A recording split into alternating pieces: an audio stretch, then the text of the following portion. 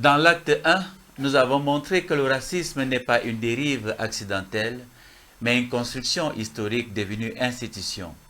L'acte 2 commence là où cette construction produit ses effets, car un système pensé, légitimé et appliqué pendant des siècles ne disparaît pas par décret. Il laisse les traces durables dans les lois, dans les pratiques sociales, dans les représentations et parfois dans les silences. Il ne s'agit plus ici de savoir comment le racisme a été fabriqué, mais de comprendre ce qu'il continue de produire, souvent de manière indirecte, parfois invisible, mais toujours structurante. Comment les dispositifs juridiques hérités du passé influencent-ils encore la mobilité, les droits, l'accès aux ressources?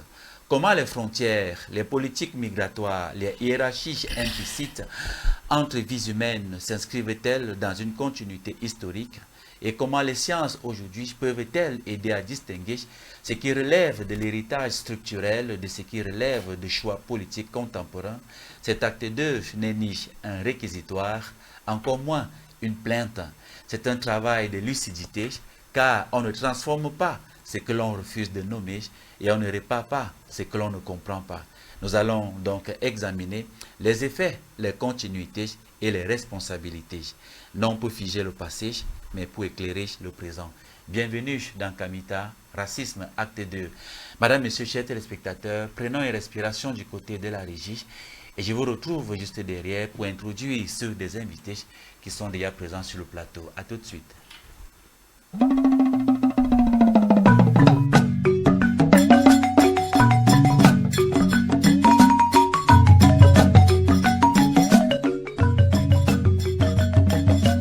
Ils ont traversé les mers pour répondre à l'appel des ancêtres. En 2024, ils ont foulé la terre-mère. En 2025, ils ont renoué avec la flamme de la connaissance. Et en 2026, la reconnexion s'annonce encore plus grande, plus profonde, plus vibrante. Du 28 février au 10 mars 2026, Kemet Reconnexion revient au Cameroun, le cœur battant de l'Afrique éternelle. Viens recevoir le baptême Kamit, première clé de ton réveil spirituel. Découvre les mystères du Fa, initie-toi à la sagesse du Mbok et laisse l'Afrique réveiller la divinité qui sommeille en toi. L'Afrique t'appelle, le temps du retour est venu. Pour toute participation,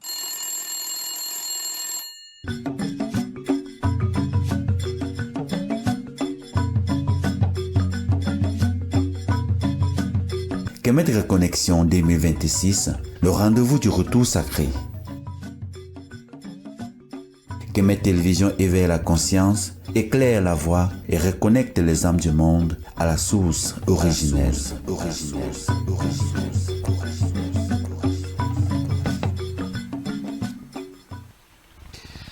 Retour sur le plateau, il nous a promis d'être là une fois de plus ce matin. C'est avec beaucoup de plaisir une fois de plus que je l'accueille. Le docteur Essala, Otep docteur, et bienvenue une fois de plus. Otep, monsieur Nyamsi, c'est un plaisir renouvelé de me retrouver sur votre plateau et je vous en suis reconnaissant. Merci. Merci également à toi une fois de plus. Quelqu'un qu'on ne présente plus sur ce plateau, c'est un polymathe, il s'appelle Manson. Otep à toi, frère, et bienvenue. Otep, merci de me recevoir une fois de plus sur ton plateau. C'est toujours un plaisir de débattre avec toi. Parce que tu as cette dextérité dans le choix des thèmes, des sujets notamment d'ordre civilisationnel qui nous plongent même au cœur de la connaissance de soi. Exactement. C'est toujours un plaisir de passer sur vos antennes. Je dis également un bonsoir à mon co-discutant, à ceux qui arriveront, et ça manquait de saluer nos nombreux téléspectateurs. Voilà, en attendant justement les retardataires, comme tu l'as dit tantôt, nous allons entrer dans le vif du sujet. Alors, docteur, une fois de plus, je commence par toi, parlant ce matin, n'est-ce pas, des effets invisibles de ce racisme-là. Alors, le racisme agit-il aujourd'hui davantage de manière invisible que frontale? Question très importante, puisqu'elle s'inscrit dans la continuité du débat que nous avons entamé la semaine dernière. Bon, pour entrer dans le vif du sujet, je pense que interroger la question sur le racisme aujourd'hui, il y a ce qu'on appelle ici un contenu latent et un contenu manifeste. Donc l'invisible et le visible. Aucune loi ou aucune institution aujourd'hui dans le monde de par les législations dans les États, ne peut institutionnaliser la ségrégation ou le racisme de façon formelle.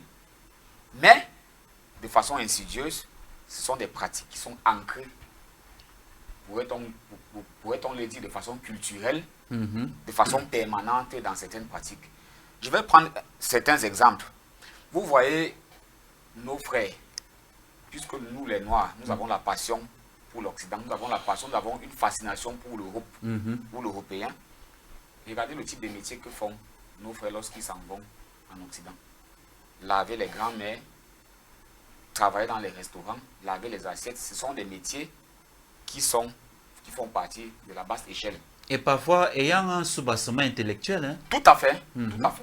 Vous voyez des docteurs, nantis de leur grade ou de leur titre universitaire et pétris de connaissances, mais qui s'en vont être des adjuvants, c'est-à-dire commettre des métiers de bas étage. Nous ne pourrons pas dire de façon officielle ou de façon formelle que ces métiers leur sont accordés ou ces contrats leur sont accordés sur la base raciale. Mais au fond, c'est des mécanismes qui sont construits, c'est des mécanismes qui se pratiquent. Ce sont des faits que nous pouvons observer sur le terrain. Je prends un deuxième exemple. J'ai regardé un documentaire tout récemment. Il s'agissait d'un cas d'un enfant aux États-Unis. Je n'ai pas la prétention de créer un incident diplomatique. Bon, disons les choses telles qu'elles sont. Exactement. Voilà. Où un enfant de 5 ans, sorti de l'école, a été appâté par la police. Cet enfant a été amené dans un camp, parce qu'aux États-Unis, il faut le dire, il y a un camp ou un service de sécurité qui est spécialisé dans la traque des non-américains. Je ne vais pas être exhaustif ou extrémiste pour parler de xénophobie. Il y a un service qui est chargé dans la traque des non-américains. On a pris cet enfant de 5 ans, l'a mis dans un camp, passé cet enfant à un interrogatoire. Parce que cet enfant était noir. De cette base, on dit qu'aucune loi américaine ne prescrit ce type de pratique, mais de façon insidieuse, de façon latente, ou de façon latente, c'est adoubé. Le dernier exemple que je prendrai pour ma première prise de parole ici, avec votre permission, M. Yamsi, nous avons vu, je crois que ça fait peut-être 5 ans aujourd'hui, un policier blanc, américain toujours, a étranglé un chauffeur dans un taxi. Oui, avec son genou. Il a étranglé avec le cou. Avec le genou sur le cou, au niveau du cou. Il a eu à perdre la vie. Ça a suscité un tollé de par le monde entier, mais quelles sont les sanctions jusqu'aujourd'hui? Ce n'est pas institutionnalisé de façon formelle, mais de façon manifeste. On a comme l'impression que c'est une pratique culturelle qui tend à une détestation du noir. On a comme l'impression qu'il ne peut pas être exhaustif ou affirmatif. Bon, ce sont des faits, et on ne doit pas faire de la langue de bois, ce sont des faits. Et pour finir, je dirais que nous avons comme l'impression que dans certaines, c'est-à-dire dans la spatialisation des États, nous avons comme l'impression que le racisme dans certains pays est comme une forme d'institutionnalisation. Je ne vais pas citer un pays ici, comme je l'ai dit tout à l'heure, pour ne pas créer un incident. Nous avons des pays ou des États ibériques, je vais utiliser le terme ibérique, où le racisme est plus prononcé là-bas. Notamment, nous avons beaucoup parlé de football la semaine dernière. Pendant les matchs de football, vous voyez quel traitement les Noirs subissent. Mais par contre, en Europe centrale ou en Angleterre, par exemple, moi j'aime bien les matchs de football. Il est quand même assez rare de voir certaines manifestations du racisme à l'encontre des Noirs qui sont d'ailleurs très nombreux dans les championnats européens que nous aimons bien regarder le week-end et en semaine, dans le cadre de la Ligue des Champions, nous qui aimons le football. Nous avons donc comme l'impression que certains États latino-américains, américains et certains pays en Europe ibérique, le racisme est un peu plus prononcé là-bas que dans d'autres... Et même ici en Afrique, l'exemple de la Libye, du Maroc, ces pays maghrébiens là justement qui considèrent des Noirs comme toute autre espèce humaine qui n'a rien à voir avec eux. Bien évidemment. Nous avons parlé la semaine dernière de la classification. Ça dit que lorsque un Arabe a un rapport avec le Noir est assujetti. Le Noir fait... Ça dit le Noir... On a comme l'impression que la race noire serait la dernière de l'humanité. Donc, je peux me limiter à ça pour le moment. D'accord, pour te relancer, lorsque tu parles des lois et parlant de leur formalisation, est-ce que Louis XIV n'a pas formalisé justement cette loi-là, puisqu'il a promulgué une loi sur le racisme en France à l'Assemblée nationale, et Colbert, à travers le Code noir, justement l'a mis en pratique, l'a institutionnalisé? Bien évidemment, les lois de Louis XIV ont été abolies. Ces lois ont été abolies aujourd'hui. Je vous dis, aucune législation.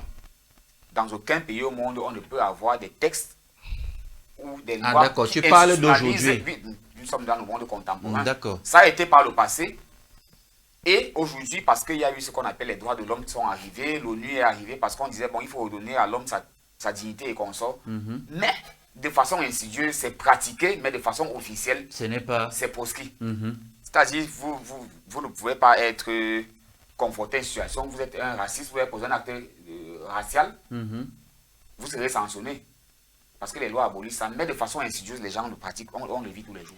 D'accord, alors frère, est-ce que tu partages cette analyse selon laquelle le racisme agit aujourd'hui beaucoup plus de manière invisible que dans un formalisme certain? Dans la réalité, Fayamsi, le racisme, il est observable, il est perceptible, il est manifeste. Tout dépend de l'angle à partir duquel, ou alors la fréquence à partir de laquelle vous allez observer le monde, comment il fonctionne. C'est la raison pour laquelle, avant de lire une définition, parce que c'est un sujet extrêmement profond, Justement. hier, une image qui traversait mon esprit quand je travaillais sur ce sujet dans la nuit. L'image est celle-ci. Si vous vous retrouvez devant un lac, si vous jetez une pierre légère, la pierre légère n'aura pas un grand effet sur le cours d'eau. Ça veut dire qu'elle ne pourra pas vous ressortir tout ce qui se cache en bas. Si vous jetez une masse moyenne, la masse moyenne peut faire ressortir un certain nombre d'éléments. Mais maintenant, si vous jetez une pierre grosse, très grosse pierre, une grosse masse, elle va faire ressortir tout le fond de la Justement, saleté. elle éclabousse, c'est-à-dire l'eau monte et qu'on perçoit tout, même le on fond va percevoir du le lac. fond. Comme pour dire quoi? Il faut savoir qu'il y a des orientations analytiques qui ne vous révèlent pas dans le fond ce qu'est le racisme dans toute sa profondeur. Et ces orientations ne vous révèlent pas l'intention cachée même derrière la question du racisme. Parce que, avant que nous lisions la définition, vous allez vous rendre compte que le racisme, il est civilisationnel. Et c'est également un phénomène, je peux dire, éducatif. Parce que quand on parle de la civilisation... Éducatif? Bien sûr, vous ne pouvez pas parler de civilisation sans éducation, parce que c'est l'éducation qui construit la civilisation. La civilisation, exactement. Vous voyez, vous ne pouvez pas manifester du racisme vis-à-vis de quelqu'un, vis-à-vis d'un groupe, vis-à-vis même d'un objet, si ça ne vous a pas été enseigné. Si vous n'avez pas reçu des repères allant dans ce sens. Allons donc lire l'une des définitions du racisme. Le racisme n'est pas seulement une opinion, mais une structure de pensée justifiant l'exclusion, la ségrégation, la discrimination et pouvant mener à des déshumanisations de l'autre. C'est une dynamique de construction de l'autre ennemi, permettant de justifier les privilèges ou des actes de haine par une prétendue inégalité naturelle. En somme, d'un point de vue philosophique, le racisme, c'est une négation de l'universalité et de la condition humaine et de l'égalité inhérente à chaque individu. Je vais me permettre de relire une autre. Le racisme est une idéologie postulant une hiérarchie des races, accompagnée de l'ensemble des réactions discrimination et comportements d'hostilité envers un groupe humain. Il s'agit d'une théorie souvent basée sur des préjugés qui infériorisent des personnes selon leur origine, couleur de peau ou appartenance éthique. Quand vous lisez cette définition, si vous percevez cette définition au niveau littéral, vous allez croire que la question du racisme concerne simplement les humains. Mais dans le fond, la question du racisme ne concerne pas seulement les humains. Même les animaux sont racistes. Et comment? Parce que quand vous voyez certaines espèces animales, vous allez très bien voir que cette espèce animale entretient un rapport d'exclusion avec les autres, un rapport de domination, un rapport d'assujettissement. J'ai dit dans le monde animal, vous allez voir en fait les tendances du racisme. Et c'est pourquoi je disais tout à l'heure que c'est d'ordre civilisationnel, c'est pourquoi il y a des animaux qui se considèrent comme supérieurs à d'autres animaux et qui doivent en fait se soumettre ceux dont ils estiment leur être inférieur. C'est du racisme. Mais est-ce que c'est fait de façon consciente ou alors c'est les réalités de la nature qui ont bien voulu que ça se passe comme ainsi? Ben justement, c'est pourquoi j'ai dit tout à l'heure que c'est civilisationnel. Quand on parle de la civilisation dans le fond renvoie à une identité. Vous voyez, l'identité, c'est l'identité environnementale. Et j'ai toujours l'habitude de dire, quand on parle de l'identité universelle, environnementale, cette identité, celle de l'humain n'est pas séparée de celle de l'animal. Ce n'est pas séparé de celle du végétal, ce n'est pas séparé de celle de l'environnement, puisque l'humain lui-même est un produit de l'environnement, il est issu de l'environnement. C'est pourquoi les caractéristiques qui déterminent ses orientations, qui déterminent ses choix, qui déterminent son comportement, sont exactement les mêmes caractéristiques que vous allez retrouver chez les animaux. Vous voyez, il y a la prédation, il y a les rivalités, il y a la haine, tout ce qui va avec. Ça, c'est le premier élément. Et maintenant, le deuxième élément, c'est que ceux justement qui dirigent le monde, ils ont bien voulu vendre une conception du racisme aux populations. Mais pourtant, eux, ils entretiennent une autre forme de racisme. Donc, c'est pourquoi, moi, je les subdivise en deux catégories. Il y a un racisme d'ordre horizontal et un racisme d'ordre vertical. C'est quoi donc le racisme d'ordre horizontal? Qu'est-ce que j'entends par racisme d'ordre horizontal? Mais c'est cette conception du racisme qui se limite au niveau des considérations de façade, des considérations de forme. C'est la raison pour laquelle on va beaucoup plus s'attarder justement sur la couleur de la peau. Voilà, c'est-à-dire, voyez un peu la nature du relationnel, du rapport que les humains de couleur blanche peuvent entretenir avec les humains de couleur noire. Ou alors les humains de couleur noire peuvent entretenir avec les humains de couleur jaune ou de couleur rouge. Ainsi de suite, vous pouvez l'étendre. Mais seulement derrière cette conception du racisme, il y a une intention bien précise. Faudrait-il que nous nous rappelions que sur les 8 milliards de populations qui meublent la Terre, qui constituent la Terre, 1% dirige en fait sur 99%. Mais vous voyez que qu'est-ce qui leur donne cette capacité? C'est que justement, on a créé des divisions, on a créé des séparations dans l'imaginaire collectif. Ce qui fait que cette conception de racisme du point de vue horizontal favorise, participe à entretenir et à consolider les mondes parallèles. D'où le fameux adage divisé pour mieux régner. C'est pourquoi, au jour d'aujourd'hui, vous ne pouvez pas facilement coaliser l'énergie des populations noires avec les populations jaunes ou rouges. Les amener à se considérer, à se penser comme une identité unique pour défendre un intérêt commun, pour défendre un idéal commun. Vous voyez qu'il y a une intention derrière. Et même du point de vue politique. Par exemple, dans les pays comme la France, l'Italie, ils savent très bien qu'il y a un discours politique qui entretient un certain électorat. Vous voyez, mais pourtant, ils ont une autre perception de la chose dans la dimension verticale que nous allons voir. On sait qu'il y a une bonne frange de la population, par exemple blanche, qui estime que les difficultés auxquelles elle est confrontée, c'est du fait de la présence des Noirs. Donc, ce qui fait qu'on va tenir un discours dans le sens d'alimenter cette conception du racisme, mais pourtant, on sait très bien que c'est pour s'apporter son électorat. C'est pas si vous voyez. Donc, même le politique s'en sert. Il puise en fait sur cette ignorance, sur cette conception binaire, horizontale du racisme pour exercer suffisamment d'influence sur son électorat. C'est ça en fait. Donc, le racisme, donc, il faut le voir donc, dans une dimension beaucoup plus large. Et qu'est-ce qu'il en est en fait, parlant du racisme du point de vue vertical? C'est pourquoi j'ai toujours l'habitude de vous dire, il y a deux types d'individus sur la Terre. Il y a des individus qui se pensent essentiellement comme des esprits, et ce sont des individus qui développent des facultés à partir des points verticaux, la région supérieure. Et ce sont eux qui ont organisé la société et qui ont enfermé dans la masse de la population dans les caniveaux. Vous voyez, ce qui fait qu'on s'est arrangé à ce qu'il y ait que les petites populations n'aient pas accès justement aux fréquences d'information, aux plans d'information élevés. Et c'est ça même qui justifie les inégalités sociales. Donc, le racisme donc, dans la réalité, c'est cela. Ça veut dire qu'il y en a qui vont à la source de l'information qui déterminent en fait ce qu'ils peuvent représenter en termes de vision, donc de pertinence dans le monde. C'est ça qui justifie les positions. Mais on ferme en fait la voie à la grande majorité de la population. Vous voyez qu'il y a de l'exclusion, il y a de la discrimination. Voilà donc le racisme. Pensez-vous que si ils percevaient le racisme selon qu'ils l'ont vendu à la population du point de vue horizontal, binaire, vous pensez que quelqu'un comme Barack Obama pouvait être président des États-Unis? Bien sûr que non. C'est parce que ce sont les gens qui savent que plus vous vous élevez en conscience et en compréhension, ce qu'ils observent, ce n'est pas la couleur de votre peau. C'est la pertinence des informations que vous représentez.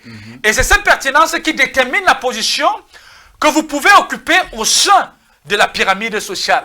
Je ne sais pas si vous voyez. C'est ça en fait, parce que d'autant plus que quand vous allez au-delà du visage de celui que vous appelez le blanc, de celui que vous identifierez comme le noir, comme le jaune, vous avez affaire en fait à la même nature de conscience, la même nature de compréhension. Vous voyez, c'est pourquoi aujourd'hui on parle de la conscience universelle. On parle de la civilisation qui, dans le fond, elle est universelle. Donc voilà déjà ce que je peux dire parlant du racisme. D'accord. Alors, docteur, est-ce que les animaux consciemment peuvent être racistes? Parce que l'homme, en réduisant son semblable à ce racisme-là, sait pertinemment qu'il est en train d'enfreindre les lois de la nature. Il sait pertinemment que ce que je suis en train de faire à mon semblable n'est pas bien, parce que c'est le même sang qui coule dans nos veines indépendamment de la couleur de peau. Bon, maintenant, sur le plan des animaux, par exemple, dit-on souvent qu'ils agissent par instinct, est-ce qu'il est possible qu'un animal soit raciste vis-à-vis d'un autre animal? Merci beaucoup, M. Nyamsi. Je vais répondre de façon péremptoire. Je ne pense pas qu'un animal puisse être raciste. Parce que l'animal, vous avez exploré ça, il agit par instinct, il n'agit pas de façon consciente. Et restons sur la base de la définition du concept de racisme. Le racisme induit quel effet? C'est-à-dire quoi? La ségrégation, la discrimination, qui est différent des rapports de subordination qu'un individu ou une société peut vouloir entretenir vis-à-vis d'une autre. Parce qu'il faut-il le dire, la société est régie par les rapports de monde. En général, elle est régie par les rapports de subordination. C'est-à-dire les rapports d'autorité. Certains États veulent dominer sur les autres, même en famille. Nous avons des individus qui ont parfois un charisme qui veulent dominer ou asseoir leur domination sur les autres. Cela n'a rien à voir avec une forme de ségrégation, une forme de discrimination sur la base de la couleur de la peau. Je ne sais pas s'il y a un animal blanc et un animal noir. L'animal se fait dresser, on dresse un animal. Vous avez un chien à la maison. L'éducation, l'aliment que vous lui donnez, c'est ça qui va déterminer son conditionnement. Voilà pourquoi on parle des chiens de race. La race d'un animal n'a rien à voir avec le racisme ou alors la race de la peau. Il y a des animaux de race, il y a des animaux qui... La couleur de la peau, voilà, tu veux dire? Ça n'a rien à voir avec la couleur de la peau. Je ne vois pas comment un animal puisse être raciste. Je pense quand même que nous sommes des humains et le thème que nous développons concerne les sociétés et les humains. Les animaux sont dressés, mais les hommes sont éduqués. Les hommes sont éduqués. Et si on parle de racisme aujourd'hui, c'est parce qu'il y a eu une éducation, une formation de génération en génération et il y a une histoire derrière le racisme que nous débattons. Et si on sortait de cette institutionnalisation du racisme par l'être humain, et que peut-être l'environnement ou alors la nature inconsciemment a forgé les animaux aussi à subir ou alors à agir sur d'autres animaux en exerçant ce racisme-là? Bon, je m'amuse souvent à mes heures perdues à regarder certains documentaires, notamment des documentaires, des films américains et conso. Vous pensez que vous avez un chien de race ici. Vous allez dire à ce chien que quand tu vas voir un noir, attaque-le. Ou quand tu vas voir un blanc, attaque-le. Non. C'est des chiens qui sont formés par rapport à une mission, par exemple. Moi, j'ai vu un documentaire aux États-Unis sur un chien qui avait le grade de lieutenant qui est décédé. Il avait, je crois, 18 ans. Ce chien, 18 ans d'âge. Et ce chien, j'ai vu des généraux américains donner la ration, entre guillemets, comme on le dit dans le langage militaire, se mettre au garde-vous pour enterrer ces chiens qui travaillent dans les aéroports pour détecter les cas d'infiltration de la drogue. Au niveau des aéroports, ces chiens avec, ça y est, était formé pour ça. Est-ce que vous pensez qu'on peut former un animal pour détester le noir particulièrement? Je ne pense pas. Je ne pense pas. L'animal est dressé par rapport à ce qu'on veut qu'il soit. Si c'est pour nous protéger à la maison, vous avez un chat, c'est pour chasser les souris à la maison. Est-ce que le chat va venir s'attaquer à l'homme parce que, ou bien une souris blanche, une souris noire? Non. Parce qu'il faudrait bien qu'on fasse cette distinction lorsqu'on parle du racisme. C'est-à-dire c'est comme une idéologie basée sur la discrimination, la ségrégation ou l'oppression sur des critères de la couleur de la peau, sur des critères culturels ou idéologiques. D'accord. Est-ce que notre perception et notre vision de ce thème racisme-là n'est pas limitée par rapport véritablement à ce que c'est que le racisme, peut-être pas dans sa définition ou bien dans son thème, mais beaucoup plus... Je pense que notre appréhension même de cette question... D'accord. C'est juste pour creuser un peu. Hein. Tout à fait. Parce que je me sens parfois gêné. Je suis parfois gêné de parler de certaines questions, alors qu'aujourd'hui, nous voulons donner ou faire passer un message que l'Africain apprenne à être maître de son destin. Il y a des phénomènes qui ne peuvent pas, dont on ne peut pas s'en passer. L'histoire est là. Mais aujourd'hui, allons-nous toujours continuer à pleurer? Allons-nous toujours continuer à se plaindre des autres? Non. Que doit faire l'Africain? Ça, c'est le message que je voudrais passer aujourd'hui. Docteur, mais sauf que nous ne vivons pas dans cet environnement seul.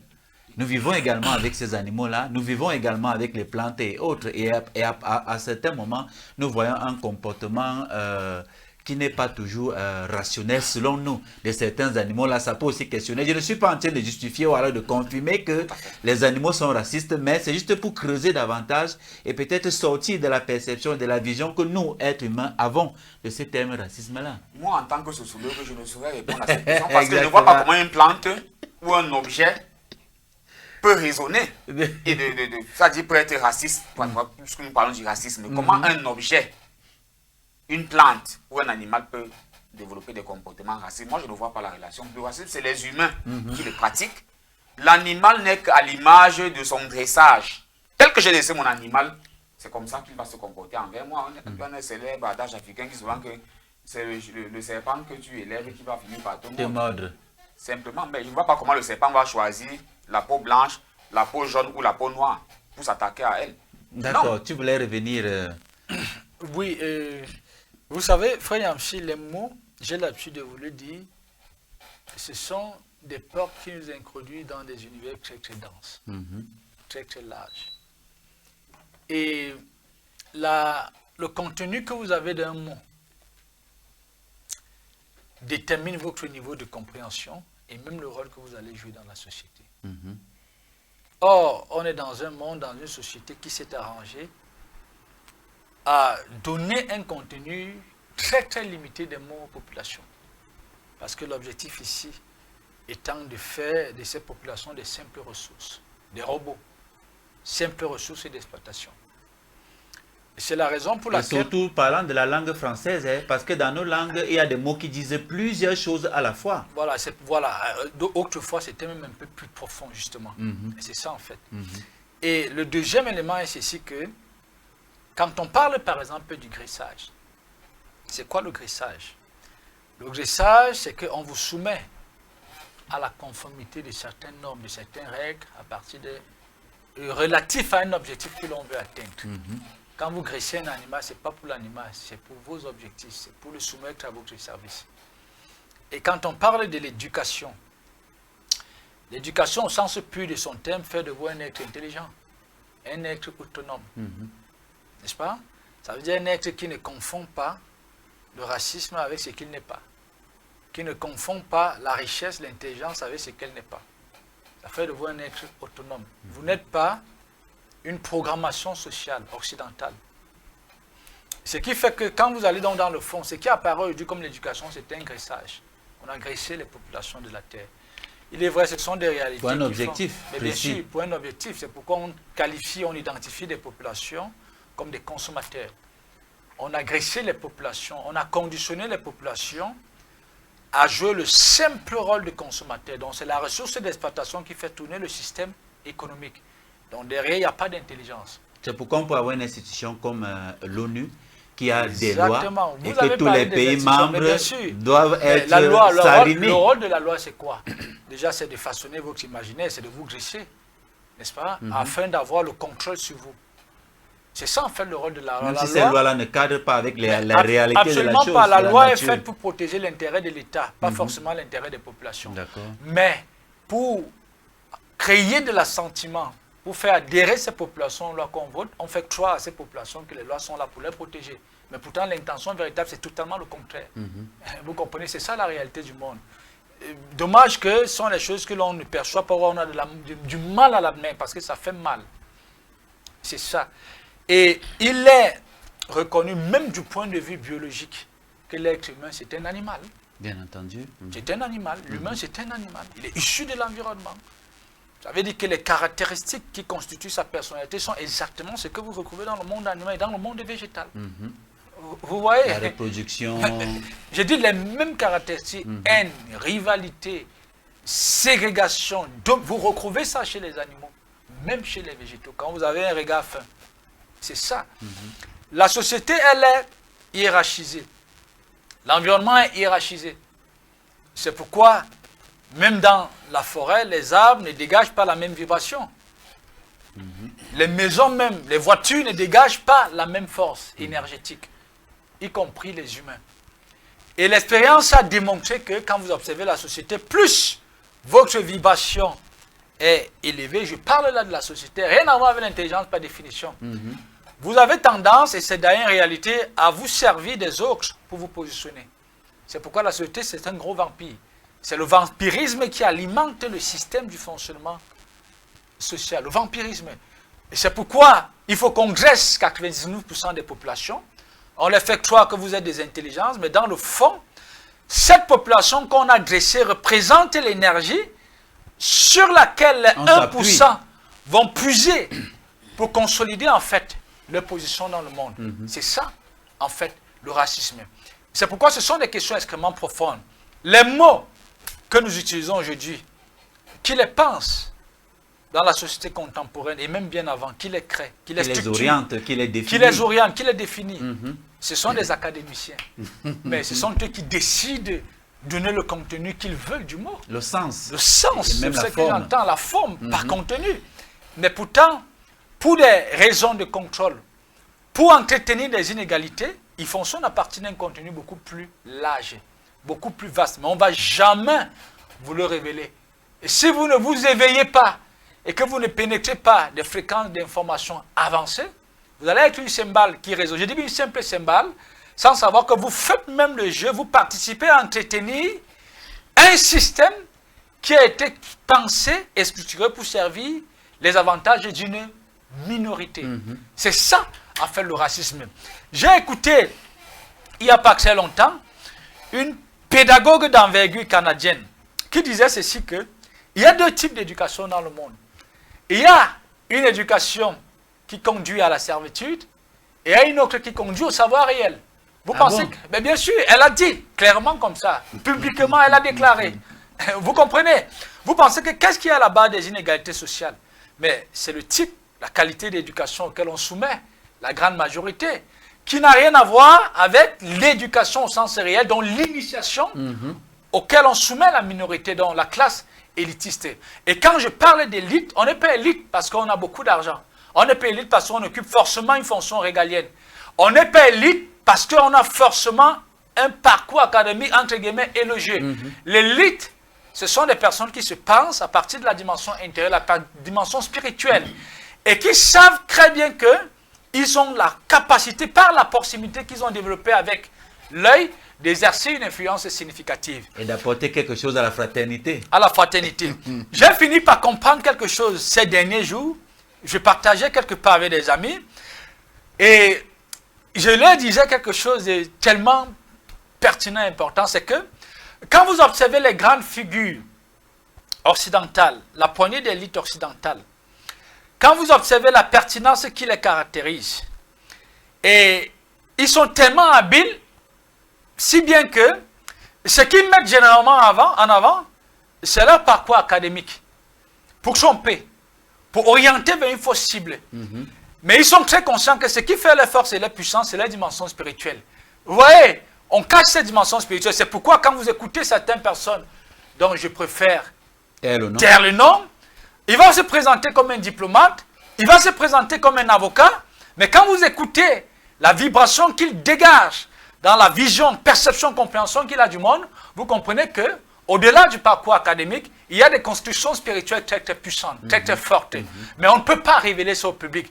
Parce qu'on sait que si une grande majorité d'individus s'élèvent dans cette dimension, c'est ça qui peut provoquer le déclin de la société. Il se cache derrière le titre d'avocat. Il se cache derrière les titres académiques. Voilà. Et on oriente donc justement les ignorants vers la recherche justement de ces papiers, comme le nègre et la médaille. On va te donner un papier pour te tromper, pour te faire croire que tu es une intelligente, mais pourtant dans le fond, on sait que tu ne vois absolument rien. Donc c'est ça, c'est ce qui se cache derrière le fonctionnement de la société. Encore une fois de plus, je le réitère, les animaux sont racistes. Parce que l'être humain en lui-même est un animal. D'accord, c'est ton point de vue. Alors, docteur, sur le plan des institutions modernes, peut-on identifier les mécanismes institutionnels actuels qui produisent des inégalités sans se dire racistes? Tu as commencé tout à l'heure par donner quelques exemples. Quelle est notre vision du monde actuel? Monsieur Nyamsi, la chaîne Kemet TV fait déjà beaucoup de travail dans la sensibilisation. L'objectif est de redonner à l'Africain sa valeur, que l'Africain se reconnaisse qu'il est un homme valeureux. Parce que nous sommes parfois gênés par le niveau d'assujettissement de l'homme noir face aux blancs. Moi, je n'aimerais pas qu'on entre dans les discours sophistes, des discours savants et connaissants, tels que l'animal et consort. Nous sommes des animaux, mais nous sommes hominisés. Cela veut dire que nous sommes une espèce d'animal, comme il a dit tout à l'heure le polymathe, mais un cran au-dessus. Un cran au-dessus. Ça veut dire que le monde se fait par nous, le monde se fait avec nous. L'animal n'est pas capable de transformer le monde. Quel est cet animal qui peut construire une route ou construire un bâtiment ou un studio de télé comme celui-ci? Non. C'est l'homme qui a cette capacité à le faire. Voilà pourquoi lorsqu'on parle des questions du racisme aujourd'hui, pour répondre à votre question, je l'ai dit tout à l'heure à l'entente de mon propos, il n'y a pas d'institution ou de loi qui produit des inégalités. Aujourd'hui, on parle des droits de l'homme, les droits de l'homme, les droits de la femme, les droits de l'enfant. L'ONU est là. Vous savez combien d'organismes onusiens qui prônent la protection des droits humains? Il y en a beaucoup. Il y a Plan Cameroun, il y en a beaucoup. De façon subliminale ou de façon insidieuse, cette pratique est ancrée. Pourquoi aucun pays africain aujourd'hui, parce que là, peut-être on parlait du rapport de force, c'est-à-dire la puissance militaire et consort, ne figure pas dans le Conseil de sécurité de l'ONU. Oui, c'est une question qui revient constamment. Vous n'avez aucun État africain qui figure. Pourtant, les États africains font partie du grand organisme qui est l'ONU. Tout à fait. Non pas pour dire que les mécanismes ou les critères de sélection sont faits sur la base raciale, mais il y a aussi un certain nombre de facteurs qu'il faut réunir. Mais je pense quand même que l'Afrique fait aussi beaucoup. Les Africains font beaucoup et méritent aussi quand même que leurs paroles soient prises en considération dans les instances dirigeantes du monde. Donc, le racisme aujourd'hui, il est vu d'une certaine manière, mais je pense qu'il faudrait que nous, qui sommes là pour la sensibilisation, que nous puissions tenir un discours pour faire comprendre à l'Africain que cesser d'être des valets. Lorsque Nicolas Sarkozy arrive en 2007 à l'université Cheikh Anta Diop, il prononce un discours dans lequel il dit l'homme africain n'est pas assez rentré dans l'histoire. Et le drame de l'Afrique serait que l'Afrique serait liée à son immobilité. Ça a créé un incident diplomatique. Un tollé. Ça a créé un tollé. On en a parlé de partout. Est-ce qu'aujourd'hui, c'est un chef d'État français à l'époque, en 2007, président de la République de France, ça a créé un tollé, tout ce que ça lui a fait. Mais si on analyse cette pensée ou ces propos dans le fond, allons-nous toujours donner tort à ce président français? Je ne pense pas trop. Parce que nous-mêmes aussi, nous avons notre part de responsabilité. Nous, les Africains, nous avons notre part de responsabilité. Parce que, où est au juste, la question que j'ai posée la semaine dernière, ce n'est pas moi qui pose des questions ici, mais c'était une question rhétorique. Où est l'héritage de Kwame Nkrumah, dont le projet était, qui portait un projet idéologique, qui visait à unifier les Africains, notamment dans le cas des États-Unis d'Afrique. Où est ce projet aujourd'hui? Vous avez vu les conditions dans lesquelles le guide libyen a été assassiné en 2011, le 20 octobre. Après avoir tué 3 de ses enfants, 3 de ses fils, à qui on en voulait, je ne sais pas trop. Ce sont les Africains qui étaient complices de cet acharnement contre le guide libyen. Quel Africain s'est levé? Vous pensez qu'un avion pouvait quitter les États-Unis, venir bombarder, ou de l'Angleterre, venir bombarder la Libye, sans qu'il y ait des aéroports en Afrique, notamment le président Ouad à l'époque, qui a adoubé et qui soutenait l'acharnement ou l'assassinat du président libyen de l'époque. L'homme noir. La preuve encore aujourd'hui avec les États de l'AES, Oui, où oui. de plus en plus on voit des débarquements d'une faction de l'armée française, n'est-ce pas, qui descend au Bénin. Donc là, le Bénin, c'est de base arrière de l'armée française susceptible de venir déstabiliser les pays de l'AES. Ça pose quand même un problème. Ça pose un problème, nous qui sommes gênés, parce que nous aujourd'hui, le discours, le défi que moi j'ai, c'est de passer ce message à nous les Africains. Ce sont d'être des valets. Marcian Toa disait que l'Afrique ne progresse pas. L'Afrique ne progressera pas en fuyant l'extérieur, mais en maîtrisant sa propre pensée et sa capacité créatrice. La transcendance permet d'atteindre cette autonomie. Il faut que l'Africain apprenne à se transcender. Nous avons ces valeurs, nous avons cette capacité, mais pourquoi devons-nous toujours être à pleurer, à ressasser le passé, à développer des discours intellectuels, des sophistes qui ne vont pas faire passer le message et être compris, parce que nous devons nous faire comprendre. Tout le monde qui nous écoute n'est pas forcément à un niveau intellectuel élevé. Il faudrait que nous parlions en des termes qui puissent faire en sorte que c'est possible. Toute personne ou tout Africain puisse se reconnaître dans ça et puisse faire ce qu'on appelle une auto-révolution. Non pas pour attaquer les autres, mais pour prendre conscience de ses capacités, de sa valeur. Et de manière à changer les paradigmes. D'accord. Alors, frère Manson, dans le domaine du droit et neutralité, le droit contemporain est-il réellement neutre face aux héritages historiques? Oui, avant de répondre à votre question, je vais revenir sur des éléments qui pour moi sont fondamentaux. Parce que nous sommes là, comme le disait mon co-discutant, pour édifier, pour éclairer. La question de la supériorité de l'homme sur l'humain, elle est discutable. Et c'est pourquoi il va falloir que nous rentrions un peu dans des explications pour que nos téléspectateurs comprennent. Il a évoqué tout à l'heure le développement scientifique et technologique.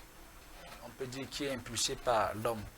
Mais je tiens à nous rappeler que ce n'est pas n'importe qui est derrière le développement scientifique et technologique. Ceux qui sont derrière le développement scientifique et technologique, à la base, ce sont les 1%. Je peux dire des gros animaux, des reptiliens. Et ce sont eux qui ont pensé et qui ont structuré la société. Par contre, la petite population, elle n'est pas à cette dimension. Et quand vous voyez un peu ce que cette population représente en termes de système de pensée, c'est une fabrication qui est artificielle. Celle-là n'est pas supérieure à l'animal naturel. Il peut y avoir une égalité avec les animaux domestiqués. Parce que quand vous domestiquez un animal, c'est un peu comme quand vous graissez un humain par le biais de l'éducation conventionnelle. Je ne sais pas si vous percevez. Très bien. Voilà. Donc, l'animal sauvage, il est plus pertinent que l'humain de nos jours, l'humain artificiel. La preuve en est que quand il est malade, il est autonome. Il n'a pas forcément besoin d'un médecin pour se soigner. Il n'a pas forcément besoin d'un architecte pour se faire une maison. Et il y a cette dimension intuitive très avancée. Il n'y a pas d'hôpitaux dans la forêt pour animaux. C'est qu'on dit les choses qu'on ne connaît pas. Vous comprenez? L'être humain, qu'est-ce qui se passe en fait? C'est que ceux qui dirigent le monde, comme ils savent que ces humains-là, c'est une grosse ressource, on a surévalué dans l'imaginaire de l'humain l'idée qu'il peut se faire de lui pour facilement le manipuler. Et c'est parce que vous voyez, ce n'est pas n'importe quel humain qui a pensé les routes, comme il le disait, qui a pensé l'architecture sociale. Ce sont des individus qui représentent des plans d'information très avancés. C'est celui-là qui peut dire « je suis supérieur à l'animal ». Parce que d'ailleurs, ce n'est pas n'importe qui domestique les animaux. Ce sont ce type d'individus. Parce que pour domestiquer quelqu'un, un animal, il faut être au-dessus de lui. Mais quand vous voyez les petites populations là, les gens qui marchent, qui ne savent pas qui ils sont, Ils sont au niveau du pertinent des animaux qui sont en forêt. Je laisse de soin aux téléspectateurs de répondre. Deuxième élément, c'est ceci que vous avez parlé de la question des institutions qui ne prônent pas des inégalités. Même en sociologie, je parle là sur le concours d'un sociologue, même en sociologie de l'éducation, on vous dit que l'éducation est un facteur d'inégalité sociale. L'éducation. Ça veut dire que de manière subtile, les institutions entretiennent des inégalités. Je dis bien de manière subtile. L'éducation est un facteur d'inégalité sociale. C'est dit comme ça. Il est bien vrai que quand on le dit, chacun le comprend toujours selon sa fréquence. Celui qui a le CP va croire que il est où il est parce qu'il n'a pas eu le bar. Alors celui qui a le bar va penser qu'il tient de sa position. Là, ce sont des images, mais il parle vraiment de ce que j'évoquais tout à l'heure. Ça veut dire que ce qui fait les inégalités, c'est la connaissance de soi. Tu parles bien de manière subtile. Ben oui, bien sûr, de manière subtile. Parce que dans toutes les constitutions, le droit à l'éducation est obligatoire à tous les êtres humains. Très bien. Pourquoi le droit à l'éducation est obligatoire? C'est pourquoi dans les pays avancés, comme on sait que par l'éducation, l'État, la société façonne la ressource dont elle a besoin. En politique éducative, en pédagogie, on vous dit que c'est la politique éducative qui définit le type d'homme dont la société a besoin. Or, dans une société capitaliste, vous voyez bien qu'on va définir les politiques éducatives en fonction de cet objectif. C'est pourquoi les contenus d'enseignement, les politiques éducatives qui se traduisent en contenu d'enseignement dans les amphis ou bien dans les salles de classe, c'est pour faire le consommateur. Je ne sais pas si vous voyez. Donc c'est pourquoi on dit que c'est obligatoire, parce qu'on sait que si il arrive qu'il y a des individus qui s'échappent de ce moule-là, ils deviennent très dangereux pour les intérêts de la société.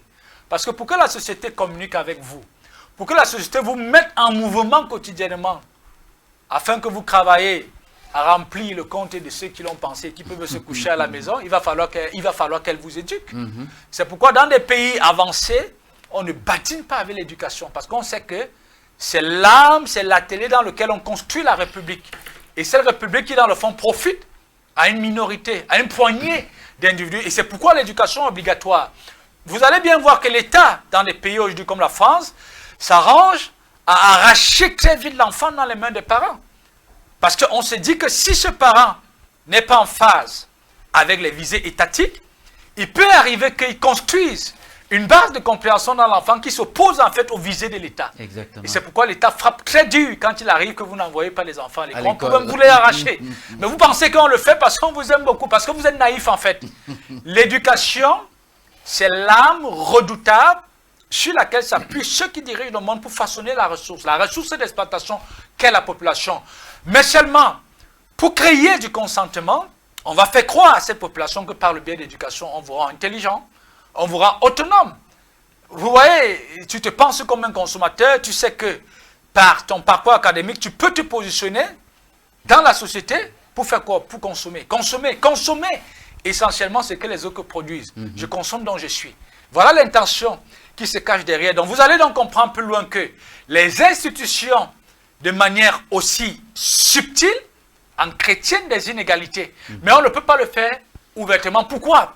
Parce que voyez-vous, sur 8 milliards, si on vous dit que 99% représente combien sur 8 milliards? On vous dit qu'il n'y a que 1%. Ça veut dire si à un moment donné, la grande majorité se rend compte que mais on a été roulé dans la farine, on a été moulé en bateau, ça peut créer des révoltes terribles.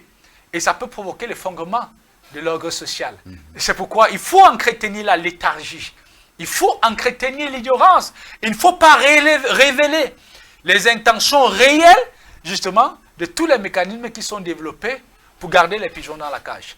D'accord. Pour répondre donc à ma question, le droit contemporain est-il réellement neutre face aux héritages historiques? Non, absolument pas. Absolument pas. Le droit contemporain même, je peux dire, il entretient de manière subtile ces héritages. Il entretient de manière subtile. C'est pourquoi, quand on vous dit, par exemple, que l'éducation est un facteur d'inégalité sociale, vous voyez bien que ça entretient cela. Et c'est pourquoi, aujourd'hui, il le disait tout à l'heure, les Noirs pensent qu'ils sont inférieurs aux Blancs. Vous voyez que c'est un construit. C'est d'ailleurs historique. Ce qui fait que pour qu'un Noir se considère comme égal ou supérieur à un Blanc, il va falloir que ça soit vraiment quelqu'un qui a fait beaucoup de rencontres, quelqu'un d'une culture très avancé. C'est-à-dire pour sortir dans le fond de ce complexe-là. Je ne suis pas de ceux qui pensent que les Noirs sont inférieurs aux Blancs. La preuve en est que la petite population occidentale n'est pas différente, leur condition n'est pas différente de la petite population africaine. Hein? C'est pas parce qu'on parle de l'Occident. Par exemple, quand moi je parle vraiment de l'Occident, l'Occident d'abord c'est l'idéologie. C'est pas en premier chef un espace géographique, c'est une idéologie. Et aujourd'hui, cette idéologie, elle est universelle, elle est planétaire. La seule différence entre les petites populations en Occident, c'est que l'État, pour des besoins de contrôle de ces populations, s'est arrangé à donner au moins le minimum aux populations. Mais pourtant, ici, nous avons des politiques, nous avons un mode de gouvernance qui n'est vraiment pas à ce niveau de perception des choses. Il n'y a pas vraiment cette habilité. Ce n'est que ça, mais la condition, dans le fond, c'est la même. Et si le petit blanc pense qu'il est supérieur au petit noir, c'est justement parce que l'on a mis ça dans sa tête. C'est une illusion pour pouvoir facilement le manager, lui donner en fait l'impression qu'il est dans une configuration, il est dans une situation qui semblerait être beaucoup plus mieux que le petit noir. Et là, vous pouvez facilement conclure, canaliser tout ce flux d'énergie. D'accord. Alors, docteur, le dit comme ça là, c'est très beau. Maintenant, est-ce que juste après, lorsque l'émotion retombe, nous-mêmes nous ne retombons pas dans ce même travers au quotidien, c'est-à-dire en considérant que le blanc est fort, le blanc est supérieur, c'est-à-dire ce racisme-là n'est plus physique, comme tu l'as dit tantôt, mais il est beaucoup plus mental et moral. Donc il y a une auto-flagellation des Noirs vis-à-vis des autres. Lorsqu'on regarde la télé, par exemple, et qu'on voit des Blancs faire des choses, automatiquement on a ce réflexe, waouh, le blanc est fort. Lorsqu'on nous montre un objet que nous voyons pour la première fois, le réflexe fait en sorte que, waouh, on est fort. Comment donc faire pour que les discours que nous tenons ici, là, qui suscitent de l'émotion, que nous ne retombons plus dans les travers et que cette émotion-là soit le véhicule qui permet à l'Africain justement de continuer dans ce sillage-là? Oui, très belle question. Ce que nous devons savoir, comme je vous l'ai dit tantôt, nous faisons partie de la classe des intellectuels aujourd'hui qui voudront que l'Africain prenne conscience. On ne va pas rester dans les pleurs, comme on l'a assez dit, et à rester à accuser les autres. Nous ne sommes pas dans un paradigme de l'accusation. Cela ne nous amènerait à rien. Les nouvelles formes de racisme de nos jours se font telles que il n'y a pas forcément un rapport avec la couleur de la peau. C'est un racisme idéologique, c'est une ségrégation et le racisme se régénère au quotidien. Je vais profiter pour dire à nous, les Africains, à nous les Noirs, Martien Toa, pour le citer, disait dans Identité et Transcendance, un ouvrage publié en 2011.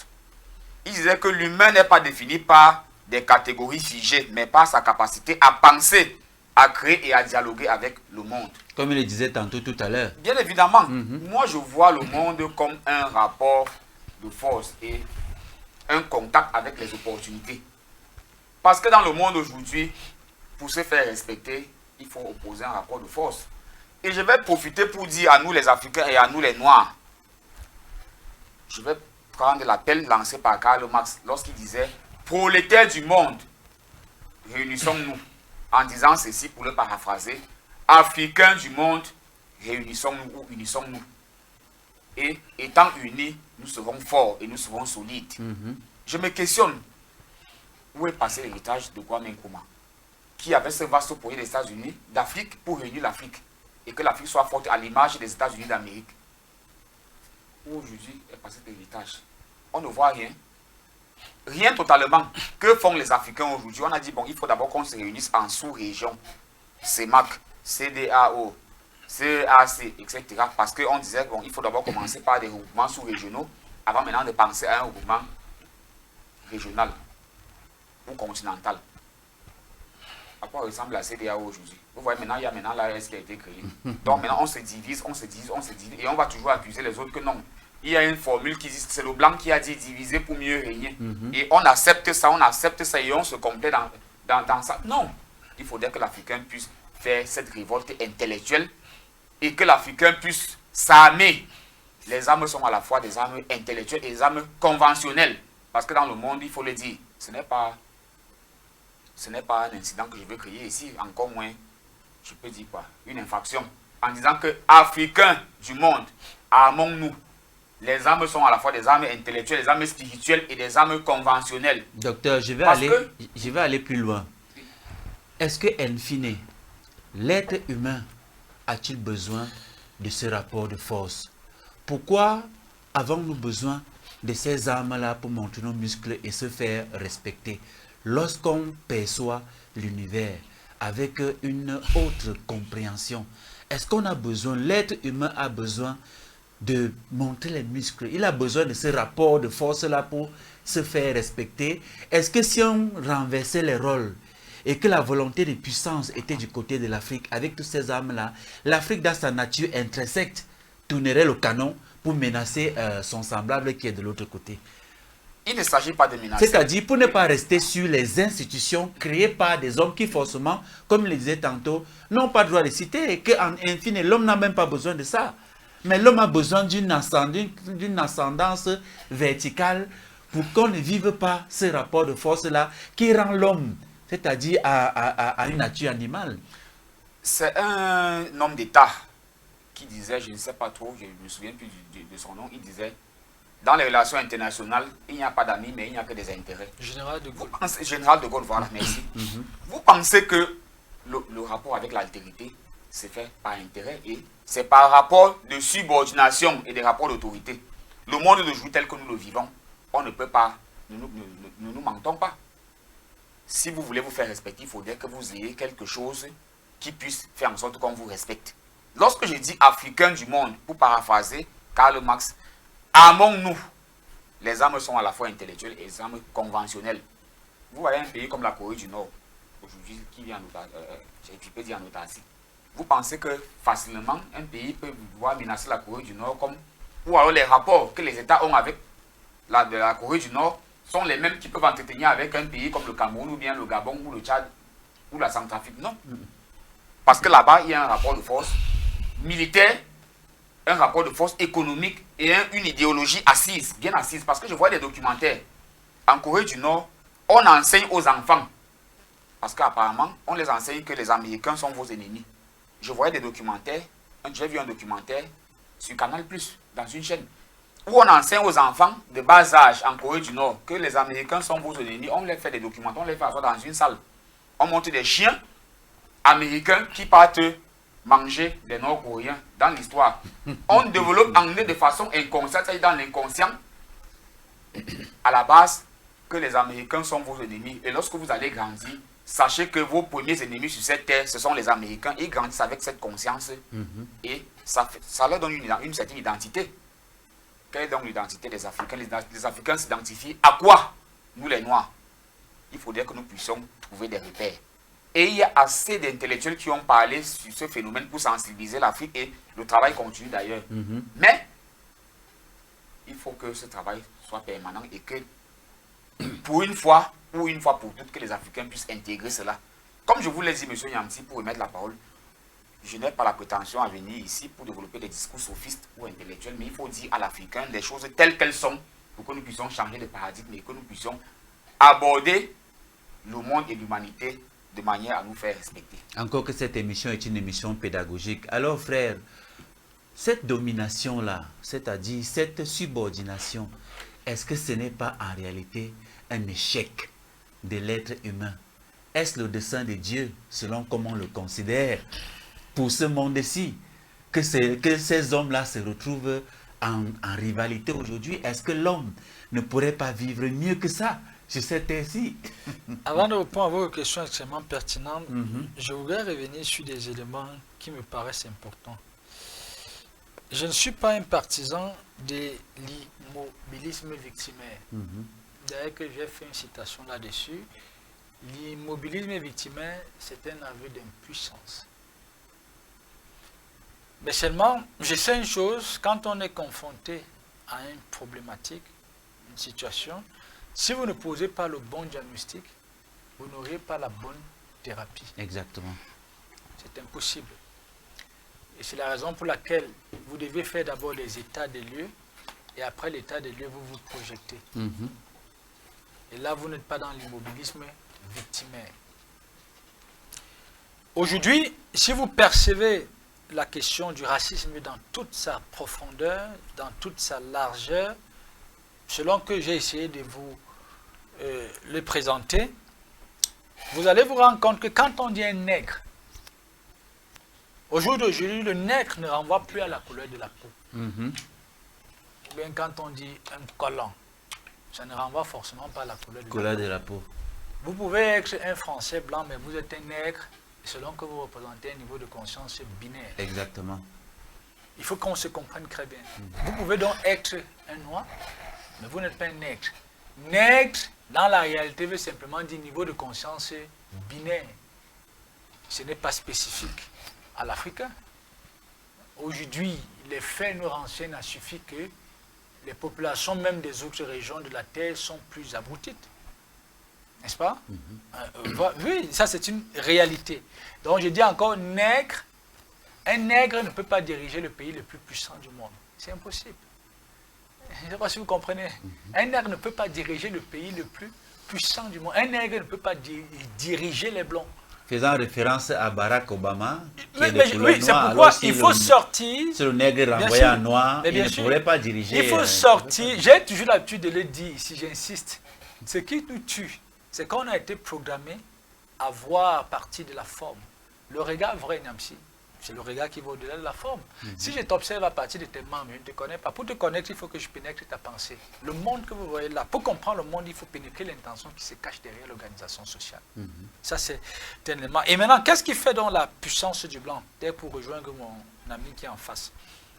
C'est que quand on dit blanc, comme je l'ai dit tout à l'heure, vous avez une poignée d'individus dans le monde qui ont développé des facultés essentielles à partir des points verticaux. Et d'ailleurs que la position que l'Occident occupe aujourd'hui, l'Égypte l'occupait avant, mais l'Égypte est en Afrique, non? Voilà, donc l'Égypte l'occupait. D'ailleurs que du point de vue historique, les Occidentaux sont allés apprendre en Égypte. Ça a transidé vers la Grèce. Après les Romains, et par les Romains, l'Europe, l'Occident plus loin. Ce sont des faits vérifiables. Donc, comme pour dire que c'est une question d'élévation de conscience, de compréhension. Qui est-ce qu'on est? D'où venons-nous? Qui on est? Où est-ce qu'on va? C'est là, c'est à ces questions qu'il faut répondre. Et en mon sens donc, je ne suis pas dans une démarche partisane, sectaire. Parce que si vous vous élevez en conscience et que l'on suppose que la racine de votre conscience et de votre personnalité vient du divin, le vrai, ce n'est pas pour dominer sur les autres. Vous n'avez pas de visée impérialiste. Vous êtes la lumière, vous éclairez, vous élevez dans la dignité les autres. Vous voyez que ce n'est pas la même civilisation. La nature de la civilisation là n'est plus la même. Et c'est là le problème. C'est pourquoi je ne pense pas d'une Afrique qui doit s'élever en puissance et dominer sur les autres. Et c'est pas ça. Moi je pense d'une Afrique qui peut être une nation repère, modèle justement des autres nations. De telle sorte que l'Afrique soit le miroir de tous les peuples de la terre. Que ça ne soit pas quelque chose au sens de l'impérialisme occidental. Parce que dans l'impérialisme, vous voyez, quand on se lève en conscience et en compréhension, c'est pour assujettir les autres. C'est pour faire des autres la ressource de consommation, d'exploitation, autant pour moi. Et l'architecte de cette civilisation, ce n'est pas le divin. Le divin n'est pas un impérialiste. C'est la lumière, c'est un instructeur. C'est là le problème. Maintenant, pour répondre précisément à ta question, il est vrai que le monde tel qu'il fonctionne, c'est le divin qui pense le monde, c'est lui qui détermine.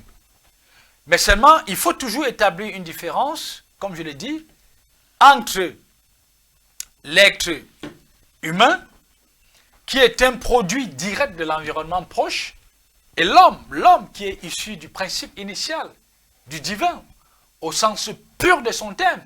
Et il y a une différence. C'est dans la civilisation environnementale, universelle, que l'on connaît justement les conflits, les guerres, les haines. Vous voyez, cette structuration, cette hiérarchisation qui donne lieu justement, ou alors qui justifie l'impérialisme, ça c'est humain ça. Ça c'est social, ça c'est l'environnement, c'est universel. Ça fait partie d'un... C'est pourquoi j'ai dit d'ancrer que c'est civilisationnel et en même temps éducatif. Mais maintenant, si vous voulez voir un autre monde, il va falloir que la dimension intérieure qui sommeille dans les populations, qu'on l'éveille. Parce que cette dimension n'est pas tirée du bas astral. Elle vient du divin. Ça veut dire une Afrique forte, puissante, qui peut s'ériger en repère, je dis bien en repère, en modèle, pas en dominateur au sens de l'impérialisme. C'est une Afrique dans laquelle il faut qu'une poignée d'individus se réveillent. Et que les gens ne se pensent plus à partir de la dimension juridique. Parce que cette dimension juridique-là, qui est représentée par le corps, c'est une création sociale. C'est l'éducation qui la conçoit en fait. C'est la ressource que le système social, qui a un caractère capitaliste, exploite. C'est pas ça l'homme. Ça c'est l'humain, c'est social ça. L'homme c'est l'esprit qui vient de très loin. Ça veut dire si cet esprit se réveille dans 2, 3, 4, 5, 10 000, 1 million de personnes, vous vous croisez dans un dominateur commun, le principe. Ça veut dire que vous êtes tous conscients que vous êtes la représentation du principe initial. Comment le principe peut se soumettre au principe? Est-ce que c'est possible? C'est pas possible, Namsi. Il faut savoir que ceux qui dirigent la Terre, ils sont dans leur logique. Mais qu'il faille que l'on comprenne une logique que je ne partage pas. Pour eux, la base de la population qui représente les 99%, pour eux, c'est du carton. C'est pourquoi on peut décimer ces populations selon que l'on pense que ces expéditions consolident en fait notre position. Quand on veut aller chercher du pétrole quelque part, de l'or quelque part, on peut décimer toute une population, on en voit tout le temps. Parce qu'ils savent aussi qu'ils ont organisé des laboratoires dans lesquels on peut reproduire ces populations. Par l'éducation. On reproduit les populations. Ça veut dire qu'on peut décimer 1 milliard d'individus, on sait qu'on peut reproduire. En très peu de temps, c'est même 1 milliard. D'ailleurs, ils sont dans des dimensions où ils ont développé l'intelligence artificielle. Il y a des robots aujourd'hui qui sont beaucoup plus performants que les enseignants, beaucoup plus performants que les médecins, beaucoup plus performants, qui servent même dans des restaurants. Donc, vous voyez bien qu'il y a un ensemble de mécanismes qui ont été développés, qui fait en sorte que l'on peut, à un certain niveau, se passer en fait de l'être humain. Et c'est cette civilisation-là, en fait, qu'il faut, je peux dire, qu'il faut comprendre. Mais pour répondre à votre question, on parle là d'une autre civilisation. On parle là d'un autre monde dont le principe initial, notamment Dieu, le vrai, pas le Dieu religieux, le vrai, dont il est l'architecte. Il est l'architecte. C'est lui qui bâtit, en fait, des hommes à son image. Et ces hommes-là sont très conscients de leur vocation sur terre. Et ils savent qu'ils ne se lèvent pas en conscience ou bien en compréhension pour dominer. Vous voyez, pour exercer de la tyrannie, pour exploiter. Non, Dieu, il n'exploite pas. C'est le principe structurant. D'accord. Alors, docteur, avançons dans l'émission et parlons à présent des frontières et mobilité. Les politiques migratoires actuelles reflètent-elles encore une hiérarchie implicite des vies humaines? Merci. Parlant des politiques migratoires actuelles, je parle d'une observation. Aujourd'hui, et l'observation ne doit pas s'éloigner du sujet que nous traitons. Exactement. Qu'est-ce qui fait en sorte que aujourd'hui, un peu plus qu'avant, l'Africain est fasciné par l'Europe? Il faut sortir du continent. Il faut aller trouver fortune ailleurs. Pourquoi? Parce que les mauvaises conditions de vie que nous avons entretenues ici et que nous entretenons nous-mêmes les Noirs ne permettent pas en sorte que, ou bien ne font pas en sorte que l'individu puisse se sentir épanoui ou à l'aise dans son propre pays ou dans son propre continent. Le rêve de tous les Africains aujourd'hui, entre guillemets, bon, parlons du Cameroun. Vous voyez tous les jours les statistiques, le ministère de la fonction publique, les fonctionnaires qui ont démissionné de leur pour les enseignants pour aller au Canada. En 2025, on a près de 2000 enseignants. Tous les jours, aller dans les aéroports. Les aéroports sont bondés de monde et des familles qui veulent s'exiler, ou bon, pas s'exiler, parce que l'exil a déjà une connotation politique, qui veulent aller trouver fortune ailleurs ou des meilleures conditions de vie. Pourquoi l'Africain lui-même ne peut pas développer des conditions de vie idoines pour nos propres frères? Pourquoi sommes-nous comme ça? Pourquoi sommes-nous ainsi? C'est la question à laquelle je me pose. Le frère, tout à l'heure, le polymathe, a évoqué un fait. Il a posé une triple question. Qui est-ce qu'on est? D'où venons-nous? Où est-ce qu'on va? Qu'est-ce qu'on est? Nous sommes des Noirs, nous sommes des Africains. L'histoire a bien voulu que nous soyons colonisés, que nous soyons des esclaves, et ainsi de suite. D'où venons-nous? Qui est-ce qu'on est? D'abord, je vais répondre à la première question. Le nom Cameroun, on vous dit, ce n'est même pas les Camerounais qui ont donné ce nom. Justement. Ça vient de l'étonnement d'un explorateur portugais. Rio dos Camargo. Il s'est étonné qu'il y a beaucoup de crevettes dans ce fleuve. On a porté ce nom On a pu aujourd'hui. Vous êtes des Kamites. Et c'est Vous peut-être connaissez pourquoi les bien Camerounais sont la mangés valeur comme des pour- crevettes voilà, un peu partout. l'enracinement des valeurs africaines. Si bien que le nom que nous portons mondial pour notre propre pays ne vient pas de nous. Justement, ça pose Ça n'a fondamentalement déjà un problème. Ça pose un problème. Mhm. On vous dit le Gabon vient toujours de l'étonnement d'un Portugais qui avait estimé qu'il appelait Gabao. Il s'est exclamé en disant que mais, le pays ici a la forme d'un manteau. Gabao, c'est la forme d'un manteau. Ça veut dire quand on trace le Gabon sur la carte géographique, c'est la forme d'un manteau. chapeau. Et puis, on est fiers de vous. Nous sommes des affiches. Je suis au Gabon. Et puis même Il les faudrait villes de ces que- pays-là, même les villes, Libreville, Libreville. Franceville et autres. Bien évidemment, Or, le nom porte une charge le énergétique nom porte une très charge puissante. énergétique, donc vous connaissez très bien, parce que vous êtes dans la spiritualité, dans le domaine. Je dis, pour répondre donc à votre question, les politiques migratoires aujourd'hui ne peuvent être le résultat de ce que nous avons créé comme mauvaises conditions dans notre propre continent.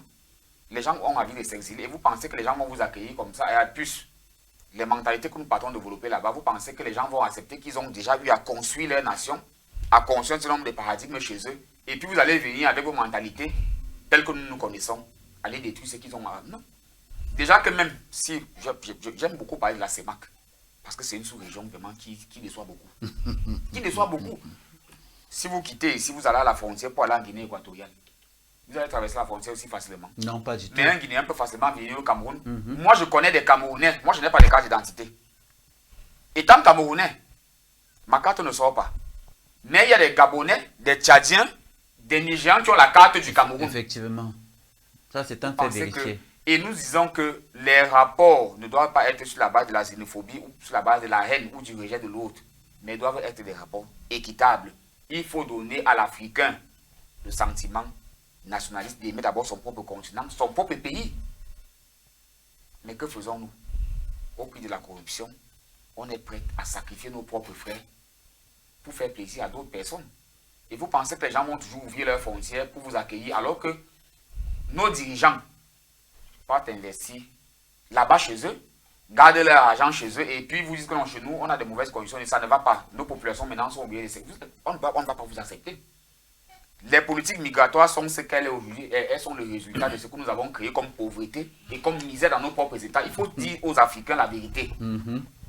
Il faut dire aux dirigeants africains, il faut changer de paradigme. Faisons-nous respecter. Faisons-nous respecter, créons des hôpitaux chez nous. Il ne faudrait pas que les évacuations sanitaires soient à tête ciblée. Comme on est ministre, directeur général, lorsqu'on est malade, on vous signe, on vous finance, partez vous soigner, mais nous les pauvres, pourquoi allons-nous nous soigner?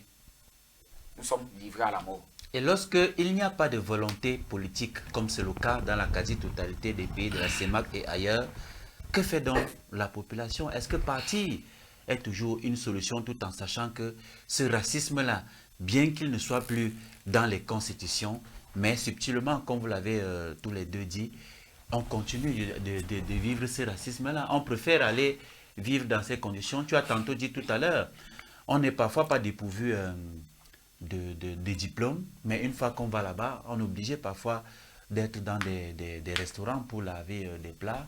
Et même pour des docteurs, lorsque tu vas là-bas, le diplôme de docteur ici, là-bas, ça n'a absolument aucune valeur. On est obligé parfois de plonger pour survivre. C'est le drame de l'Afrique, c'est le drame de l'Africain. Vous savez, toute personne aspire au bien-être, aspire au bonheur. Et aujourd'hui, moi je connais des familles, lorsque une personne est en Europe, qui nourrissent des familles ici au Cameroun, qui payent des loyers, qui payent de la ration, qui payent l'école des enfants. Or, cette personne étant ici au Cameroun, n'est pas capable de faire ça.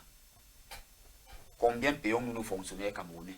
Lorsque j'ai eu très mal, lorsque je pense ça fait peut-être 3 à 4 ans, j'ai Le SMIC, c'est 42 000. un ministre disait, ministre du travail social, et de la au sécurité Cameroun, sociale. avec 36 000 francs. C'est-à-dire de façon ostentatoire, on le dit avec toute l'arrogance qui accompagne cela. Vous pensez que 36 000 francs peut payer un loyer, même d'une chambre, avec les factures qui vont avec? Le blanc a créé des conditions pour mettre l'homme au-dessus. Au centre de ses préoccupations. J'ai une amie qui m'a dit un jour, elle a vécu en Angleterre, elle me dit, moi j'ai vécu là-bas, même les blancs, parfois tu ne vois même pas ce qui est gâté sur leur... À tout moment, on est toujours en train d'arranger, Mais ici au Cameroun, en Afrique, parlons seulement des problèmes de l'insalubrité pour vider ne serait-ce que les poubelles. L'homme noir vous dira toujours que non, c'est le blanc, c'est les accords internationaux qui empêchent, c'est les accords, c'est la colonisation. Non! J'ai toujours posé une question à certains amis avec qui je discute que, donc vous pensez que si aujourd'hui, on décide de ramasser les poubelles dans la ville de Yaoundé, l'ambassadeur de France ou un diplomate américain viendra s'opposer au ramassage des ordures dans Yaoundé pour embellir notre propre ville? Non! Si on décide de boucher ce qu'on appelle les nids de poules dans la voirie urbaine à Yaoundé, un ambassadeur français viendra s'opposer à ces travaux? Je ne pense pas. Quelque part, nous-mêmes, nous n'avons pas la volonté et nous sommes toujours dans l'accusation, dans une certaine victimisation qui n'est fondée sur... Est-ce que cette volonté ne doit déjà pas venir du pouvoir en place, des autorités? Monsieur Niamsi, si on parle de l'immigration, c'est parce que les autorités, le pouvoir en place a créé des conditions de misère qui fait en sorte que les gens sont obligés de s'externaliser. Les gens ont envie de partir pour trouver fortune ailleurs. C'est ça le problème. Qu'est-ce qui explique qu'un Camerounais, au risque de sa vie, prenne la route du désert, s'en va embarquer peut-être dans une pirogue pour traverser la mer? Parce qu'il a compris qu'ici, toutes les cartes sont grillées. Et on a même suivi le discours d'un chef d'État qui a encouragé un athlète qui est allé par route avec tous les risques. Mais, donc, comme pour dire que vous avons vu ça au Cameroun passer avec le cas, il faut le nommer. Le désert. C'est une personnalité publique, Francis Ngannou, qui est sorti de ce pays dans des conditions difficiles. Aujourd'hui, comme il est allé triompher, on est venu le présenter comme une offrande. On l'a présenté comme une référence. Or, ce garçon serait mort dans le désert. Qu'on n'en parlerait pas aujourd'hui. Aujourd'hui, l'Europe va continuer à charrier les Africains. Nous allons continuer toujours à être flattés par un voyage pour l'Occident parce que l'Occident, il faut le dire, donne au moins les bonnes conditions de vie à ceux qui y sont. Même dans les sous-métiers qu'on exerce là-bas, aussi, hein? Ces sous-métiers nourrissent des familles ici, en Afrique et au Cameroun. Quelqu'un qui lave les assiettes dans un restaurant en France et paie les loyers ici, au Cameroun. Ça la vérité. Exactement. Manson, entre guillemets aussi, hein, parce que lorsqu'on parle de politique migratoire, ça ne concerne pas essentiellement les Noirs, parce que il faut dire qu'il y a également des Blancs qui migrent en Afrique, et on a plein chaque année des Portugais qui migrent en Angola, on a des Espagnols qui migrent au Maroc chaque année. Ce sont des statistiques, ce sont des faits vérifiés et vérifiables. Tout à fait, c'est une question extrêmement pertinente et dont la cause va un peu au-delà de ce qu'a expliqué le co-discutant. Au-delà de l'aspect qu'il a touché, la question de l'immigration est beaucoup plus mystique que cela. Je vais partir des exemples simples, factuels. Il y a de cela 100 ans, 150 ans. Est-ce que les populations de cette région pouvaient être attirées par les structures extérieures? Du tout. Absolument pas. Pourquoi? Parce que cette population était la personnification d'une somme de normes, de paradigmes, qui n'avaient rien à voir avec ce que les populations d'aujourd'hui représentent. Ce qu'il faut comprendre, au-delà de l'aspect politique qu'il a touché, c'est que les populations de nos jours sont la personnification des normes, normes en rapport avec la richesse, normes en rapport avec la beauté, normes en rapport avec le succès social. Et l'architecture occidentale apparaît comme la représentation palpable de ces normes et paradigmes. Or, dans le fond, c'est la tyrannie sociale qui a organisé la société ainsi, c'est-à-dire programmer les populations comme ça. Et c'est cette programmation qui explique le fait que ces populations sont sous l'attraction de l'architecture occidentale. C'est pourquoi il y a une attraction terrible, irrésistible. Si vous avez une autre conception de la réussite sociale ou alors de la richesse, vous ne serez pas attiré par les structures occidentales. Exactement. Pourquoi j'ai voté le côté mystique? Comment expliquez-vous, comme il le disait, quelqu'un peut aller mourir en mer, mais pourtant, si tu vas faire des recherches, tu vas te rendre compte qu'il y en a là qui ont des hectares dans les villages, qui pouvaient développer d'autres activités et s'en sortir, si vous voulez. Et beaucoup partent avec minimum 3 millions de francs CFA, qui est déjà un gros capital. Qui est déjà un gros capital. C'est pourquoi il faut toucher tous les paramètres. Certes, l'orientation politique, les gouvernances n'aident pas beaucoup, parce que si, comme il le disait, vous mettez sur pied des structures également imposantes dans lesquelles la plupart des individus trouvent, on peut dire, leur compte, ça va diminuer l'immigration.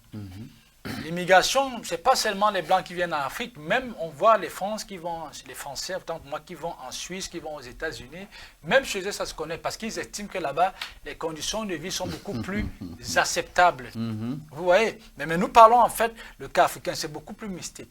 C'est-à-dire que vous êtes la personnification des normes, des valeurs, des richesses, des succès, de beauté, et l'architecture occidentale, justement, apparaît comme la représentation tangible justement, de ces paradigmes.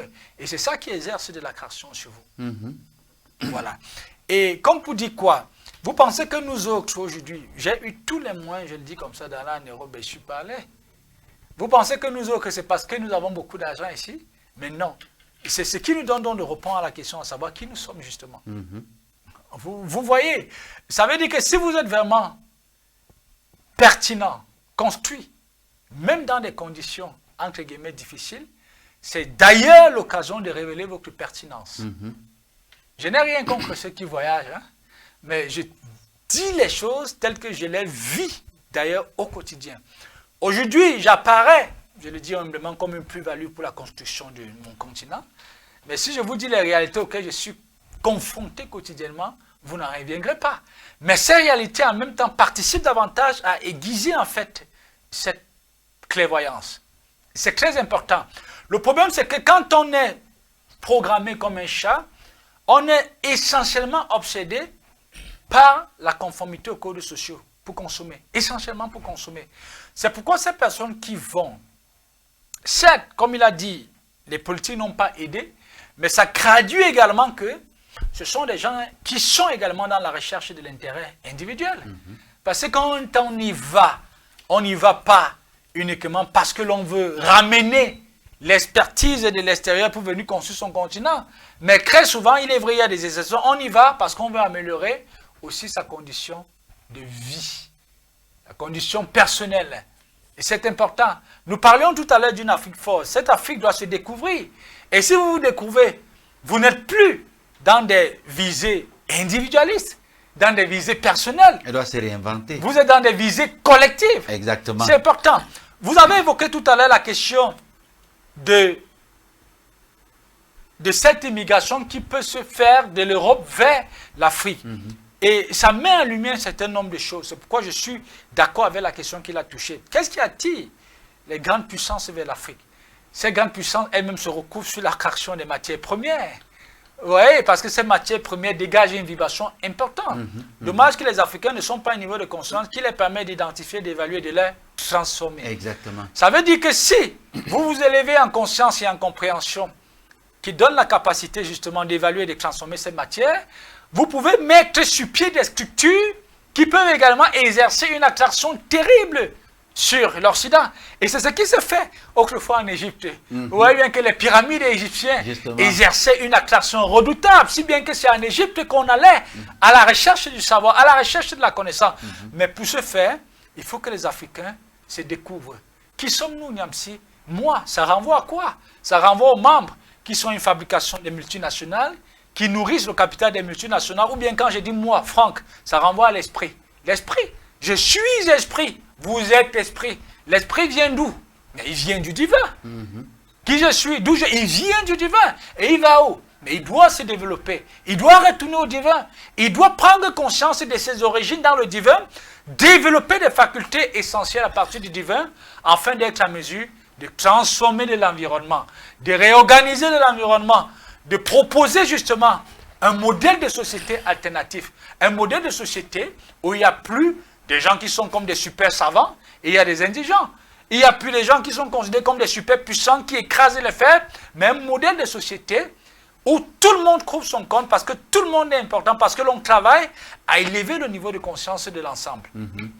Et donc un travail sur soi, un travail qui est à la fois difficile et qui est également facile en fonction de comment est-ce qu'on perçoit cette nature, ce monde-ci. C'est une question de réveil, une question de réveil, que la dimension ontologique qui sommet dans la population se réveille.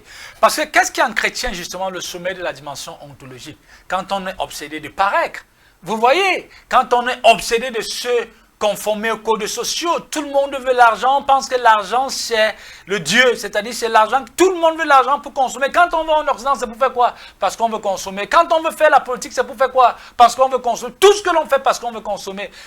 1000 ans, aussi longtemps que c'est cette façon de vous penser qui détermine vos orientations quotidiennes, la dimension ontologique demeure dans le sommeil. À un moment donné, il faut prendre conscience que l'on est esprit. Le corps, ce n'est que le véhicule. La dimension réelle, c'est cet esprit-là. Et pour qu'elle s'élève, il faut accepter, pour un temps peu, que même cette dimension extérieure soit parfois exposée à ce qui apparaît entre guillemets comme de la souffrance. Parce que ça fait partie également des situations, des éléments qui participent à ce que vous vous élevez dans la connaissance, dans la lucidité, dans la force et la puissance. La preuve en est que tous ceux dans le monde, si on vous dit les parcours, même ces philosophes qui sont récités aujourd'hui dans nos universités, les Spinoza, allez chercher leur histoire. Vous allez voir que ce sont des gens qui ont été confrontés à des situations qui sont interprétées comme souffrance, mais pourtant ce sont des opportunités qui parfois sont favorables à ce que vous vous découvrez dans des dimensions exceptionnelles. Et c'est la capacité de surmonter justement ces épreuves-là qui te permet d'avoir une autre vision holistique de ce monde. Alors, docteur, nous allons sortir des politiques pour entrer dans la science. La science moderne, elle aussi, a totalement rompu avec les biais hérités du passé, comme les politiques. Parce qu'il faut dire également que le discours scientifique de cette époque-là corroborait le discours politique parlant de racisme. Si aujourd'hui, comme tu l'as dit, on ne retrouve plus, n'est-ce pas, ce discours-là dans les constitutions et dans les lois, est-ce que le discours scientifique également a changé? Bien, le discours... Parce que je vais lire Jules Ferry pour confirmer effectivement que les scientifiques de cette époque avaient corroboré ce discours-là. Jules Ferry, qui a vécu de 1832 à 1896, disait ceci, considéré comme un grand scientifique de l'époque. Il dit ceci, je cite, « Je vous défie de soutenir jusqu'au bout votre thèse qui repose sur l'égalité, la liberté, l'indépendance des races inférieures.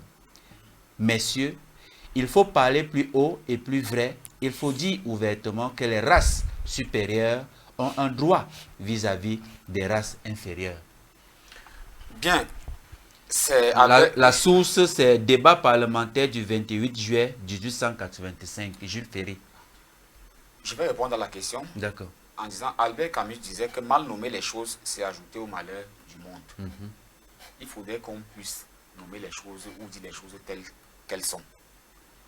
Les discours scientifiques et les discours politiques ont toujours corroboré et corroboreront toujours. Parce que les politiques peuvent impulser une action et cette action devient formalisée dans les discours scientifiques et intellectuels. C'est pour ça qu'on parle, on dit beaucoup, on a souvent à dire que la culture est un instrument de domination. Pour se faire, pour s'imposer dans le monde, on passe par le domaine culturel. Et aujourd'hui, nous avons les médias, nous avons la presse et consorts qui permettent en sorte que, qui font en sorte qu'on puisse intégrer les valeurs qui nous sont dictées. Mais avant d'approfondir sur la question, justement, puisque vous avez dit tantôt, tout à l'heure, que le racisme n'est plus formel, parlant de loi, mais se pratique de façon subtile. Subtile, oui. Maintenant, est-ce que le discours scientifique contemporain a rompu véritablement avec ce racisme-là, ou alors c'est de façon subtile que ces scientifiques-là injectent dans leur discours des messages subliminaux concernant le racisme? Ils le font de façon subtile. Je vais vous prendre un exemple pour qu'on se comprenne, pour que ceux qui nous écoutent nous comprennent. On a eu ici au Cameroun, lorsque le Covid a commencé, coronavirus 2019-2020, par là, l'archevêque de Douala, je crois, Monseigneur Cléda, a dit que bon, il a trouvé un remède contre le Covid. Vous avez vu, où est passé on nous fait comprendre que c'est le remède que le blanc a dit, parce que c'est le blanc qui dicte les normes. On vous dicte les normes en santé, on vous dit c'est tel ou tel remède, validé ou pas validé, c'est ça que vous devez accepter. Professeur Anoman Goupé à son âme est décédé. On disait qu'il était le premier à trouver le remède contre le VIH-Sida. Où en est-on aujourd'hui? Les officines occidentales vous font comprendre que non, c'est nous qui dit on n'a pas encore trouvé le remède du VIH-Sida. Ce qu'on vous donne là, ce sont des génériques, on appelle ça des antirétroviraux pour affaiblir la charge virale, et ainsi de suite. Mais des Camerounais vous disent qu'ils ont trouvé des remèdes. Ils sont rentrés dans leur tradition, dans les herbes, dans la forêt, pour trouver des médicaments. Pour moi, non, ce n'est pas homologué. C'est le blanc qui homologue, c'est le blanc qui... Donc, même au niveau du discours scientifique, il y a ce racisme, ces pratiques, mais pas de façon formelle, mais on vous impose.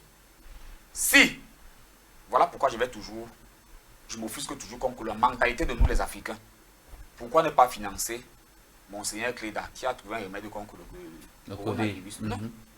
On s'aligne plutôt sur les dits qui viennent du blanc ou sur les orientations qui viennent de l'Occident pour dire non, ça va, lui, là, son remède, là, bon, c'était le bluff. Pour ça, un homme qui a trouvé des réactifs ou des médicaments contre le VIH, pourquoi on ne l'a pas financé, pourquoi on ne l'a pas protégé?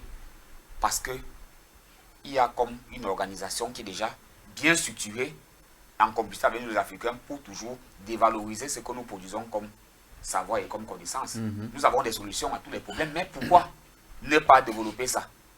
On se réfère toujours à l'Occident. Le companiste a parlé, bon, dans son propos, il a beaucoup évoqué Dieu, la mystique, le divin. Ce n'est pas Dieu qui va venir sauver l'Afrique. Je ne pense pas. Il faut que l'Africain se mette au travail.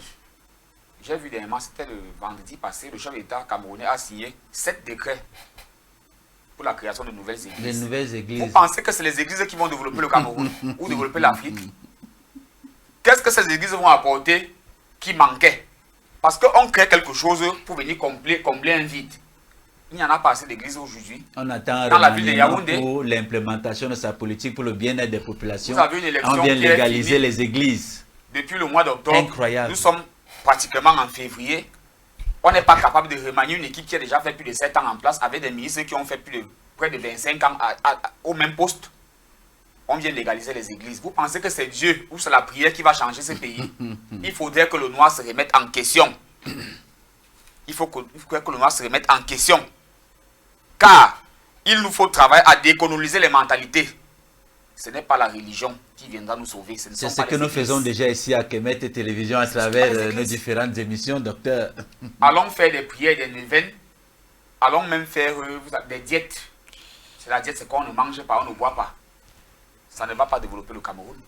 Créer des industries à l'image de ce que vous partez voir en Europe. Quand vous revenez ici, allez copier ce qui est bien. Le racisme pour lequel nous débattons aujourd'hui est un thème qui doit nous servir de guide. Nous devons tirer des leçons. Allons copier ce qui est bien chez le blanc, non pas pour s'opposer à lui, et venons développer avec notre originalité qui sera notre plus-value. Oui, qui sera notre plus-value. Ce sont d'être des niais face à l'histoire. On se rend compte, frère, lorsqu'on l'écoute, que même la science qui est censée avoir un discours neutre est entachée.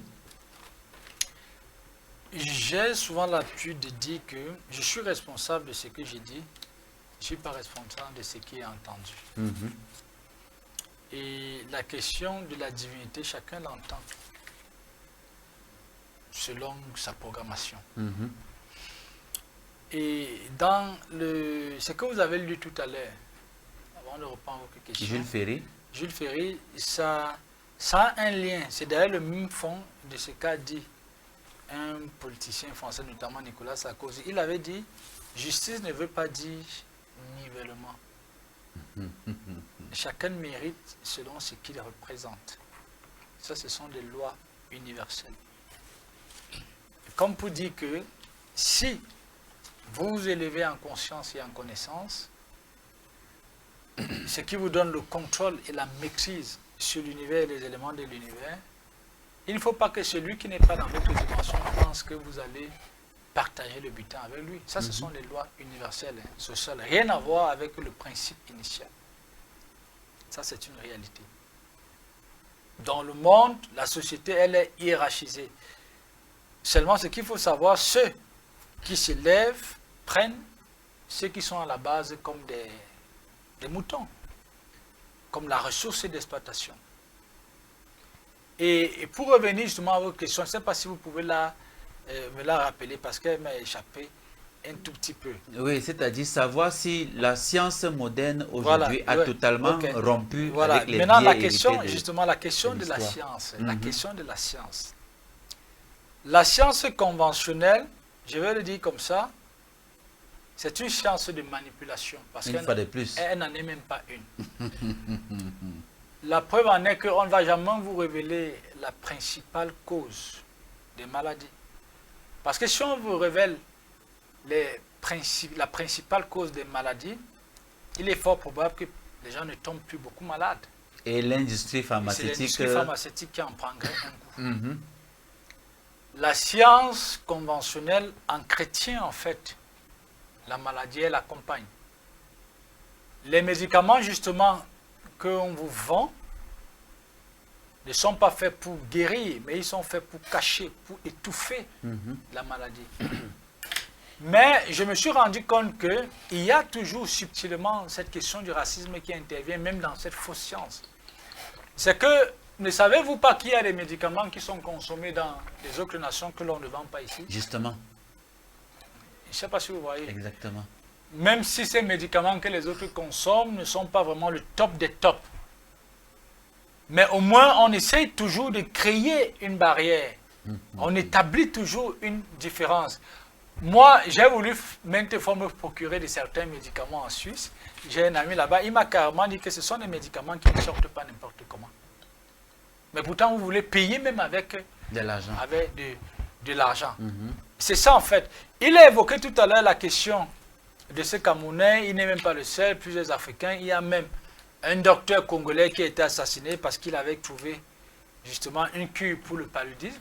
Mais quand vous allez fouiller dans le fond, qu'est-ce qui se passe? C'est qu'entre les Africains eux-mêmes, il y a des traîtres.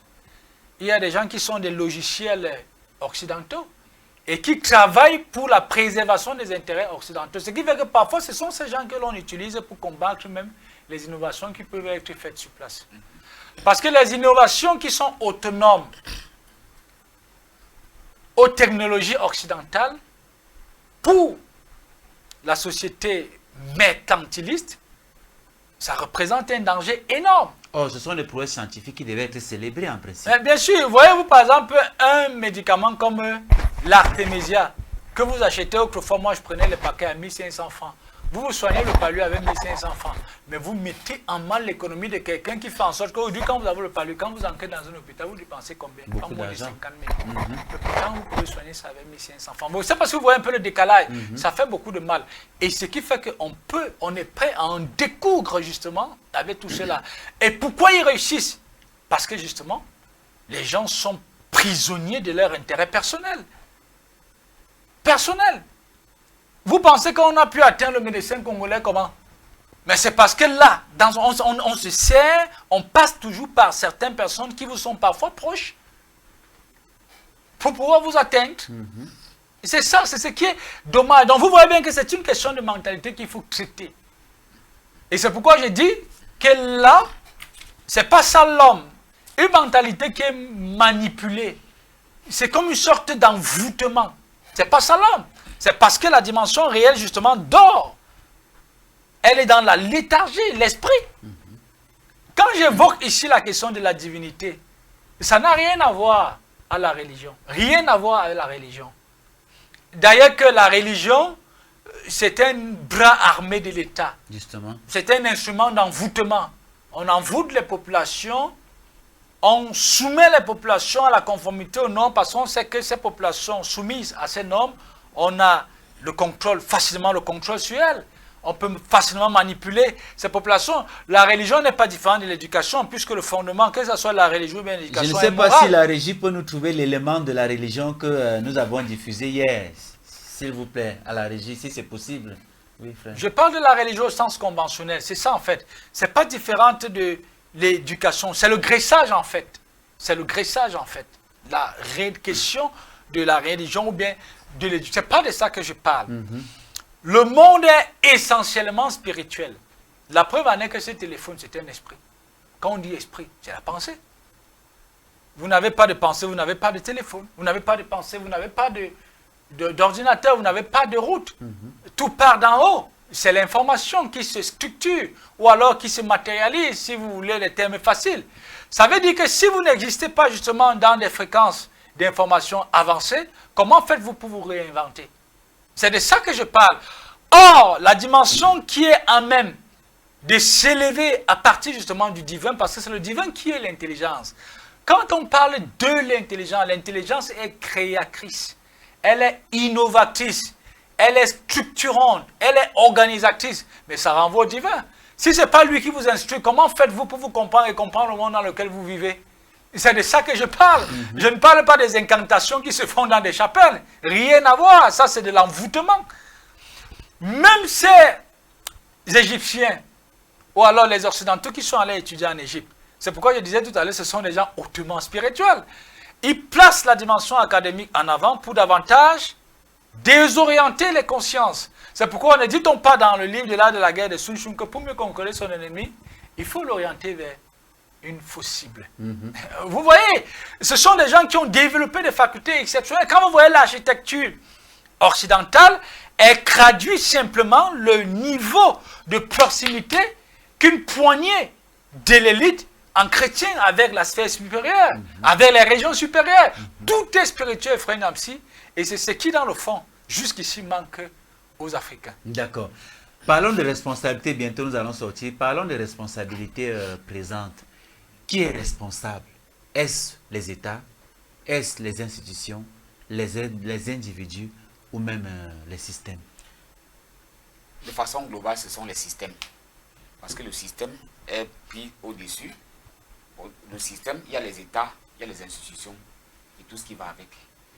Je commencerai par dire ceci. Lorsqu'on se plaint, on a refusé les médicaments, certains médicaments ne viennent pas en Afrique et comme ça. Qu'est-ce qui empêche à nous les Africains de créer nos propres laboratoires? Qu'est-ce qui nous bloque? Qu'est-ce qui empêche que nous-mêmes nous puissions créer nos propres laboratoires, nous fabriquons nos propres médicaments? Pourquoi toujours attendre ce qui va venir de l'Occident? N'y a-t-il pas des pharmaciens au Cameroun ou en Afrique? Il y en a. Et qui sont bien compétents. On vous dira que ce n'est pas de l'argent qui manque. Il y a de l'argent. Sauf que c'est le ministère de la Santé qui donne la certification du laboratoire et qui du ministère de la Santé dit l'État. Et nous connaissons justement la mauvaise volonté de cet État-là. Bien évidemment. Voilà pourquoi moi je suis de ceux qui pensent que ce sont que dans l'accusation et dans un victimisme qui ne nous sert à rien et qui ne nous apportera pas grand-chose dans le cadre de notre émancipation et de notre développement. Les États sont complices. Les États forment des systèmes. Les États sont... Nous avons des États en Afrique aujourd'hui qui sont laudateurs, admiratifs du blanc. Ça dit que nous avons la mentalité du colonisé. Ça n'a pas changé.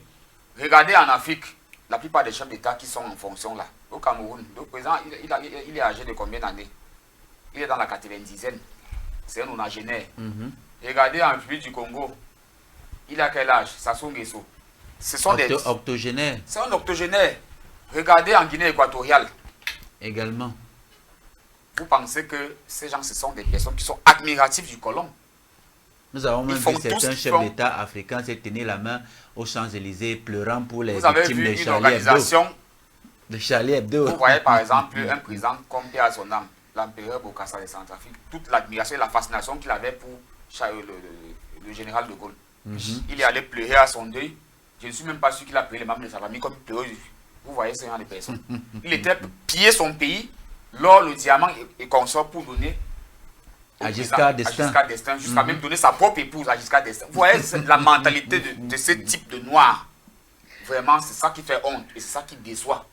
Nous devons donc tirer des leçons de ce type de comportement pour nous projeter vers l'avenir et savoir que nous ne sommes pas des moindres, nous ne sommes pas des laissés pour compte.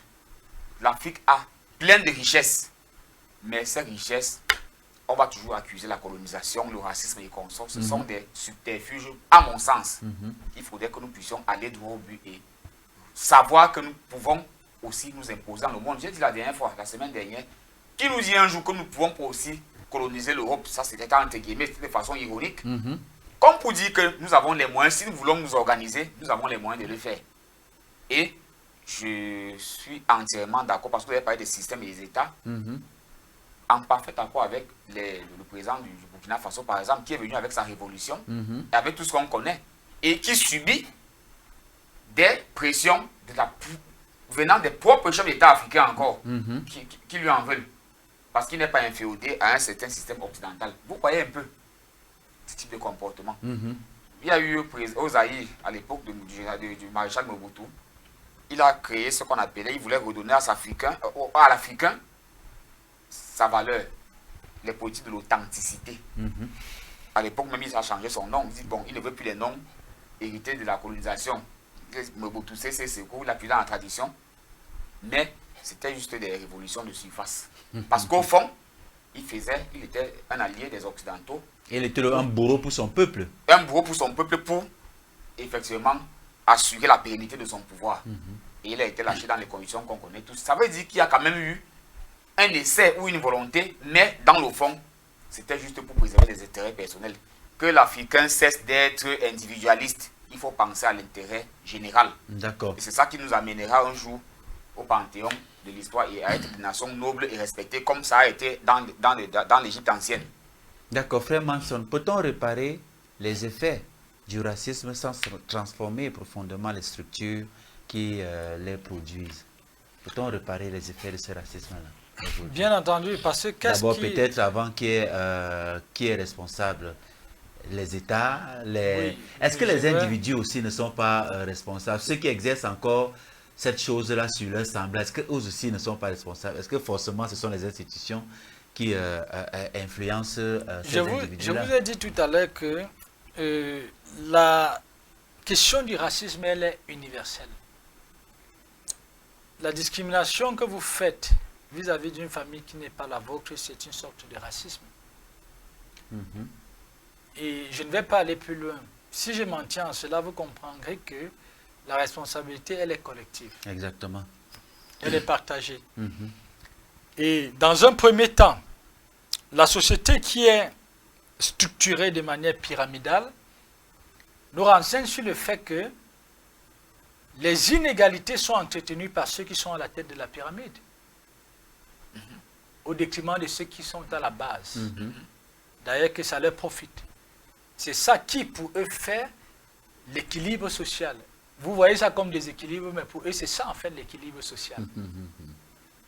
Et dans un deuxième plan, comme je disais, si nous nous découvrons comme puissance, comme esprit, ça change la donne. Parce que les structures sont faites par des systèmes. Mhm. Et le système a pour socle une pensée. C'est la pensée qui fait la structure, qui fait le système, qui fait la structure. La nature d'une structure, d'une institution vous renseigne sur la nature de la pensée des individus qui incarnent ces institutions. Vrai ou faux? Exactement. Ça veut dire que pour modifier les institutions, ce n'est pas à l'extérieur qu'il faut chercher à faire la modification. C'est au niveau de ce que les individus représentent. C'est pourquoi j'évoque toujours ici la dimension ontologique. Et c'est ça qui nous interpelle tous. Moi, je suis de plus en plus convaincu que, selon que je me lève dans cette dimension, je peux être une solution pour le Cameroun, pour l'Afrique et pour le monde entier, pour l'humanité. Vous voyez? Et c'est pourquoi j'y travaille d'arrache-pied. Il ne faut pas confondre la victimisation et l'état des lieux qui est fait. C'est deux choses différentes. Celui qui est dans la victimisation ne propose rien. Il n'y a pas de perspective. C'est pourquoi je parle de l'immobilisme victimaire. Rien à voir avec des états de lieux qui permettent de faire un bon diagnostic afin de faire une bonne thérapie. Donc la responsabilité, elle est collective à mon sens, elle est partagée. Chaque être humain, quelle qu'en soit la couleur de la peau, quel qu'en soit son clan, quelle qu'en soit sa position sociale, est un potentiel acteur de changement. Parce que le socle de la force et de la puissance, c'est l'esprit. Mais cet esprit sommeille en chacun de nous. Cet esprit doit se réveiller. Il doit retourner à ses origines. Et que l'intelligence qui est structurante, principe qui pense et qui organise toute chose, qu'elle apparaît au travers de chacun. Et c'est elle qui est justement en mesure de refonder les structures et de proposer un modèle de société alternatif, un modèle de société qui prendrait en compte l'intérêt de la généralité. Messieurs, nous allons sortir de l'émission avec cette dernière question. Chacun aura 1 minute. À quoi ressemblerait une société réellement libérée des héritages raciaux au-delà des discours? Ça nous permet de sortir de l'émission quand même avec une bonne note, une note d'espoir. que oui, on est capable de sortir de ces conditionnements. Nous ne pourrons pas sortir de ce conditionnement parce que l'histoire est là. C'est un fait qui continue à exister et l'histoire doit nous enseigner pour éclairer sur l'avenir. Mais nous ne devons pas nous accrocher sur ce fait historique pour être un palliatif ou un justificatif de nos erreurs, de nos faiblesses. Ça doit plutôt être pour nous un moyen de puiser la source pour émerger.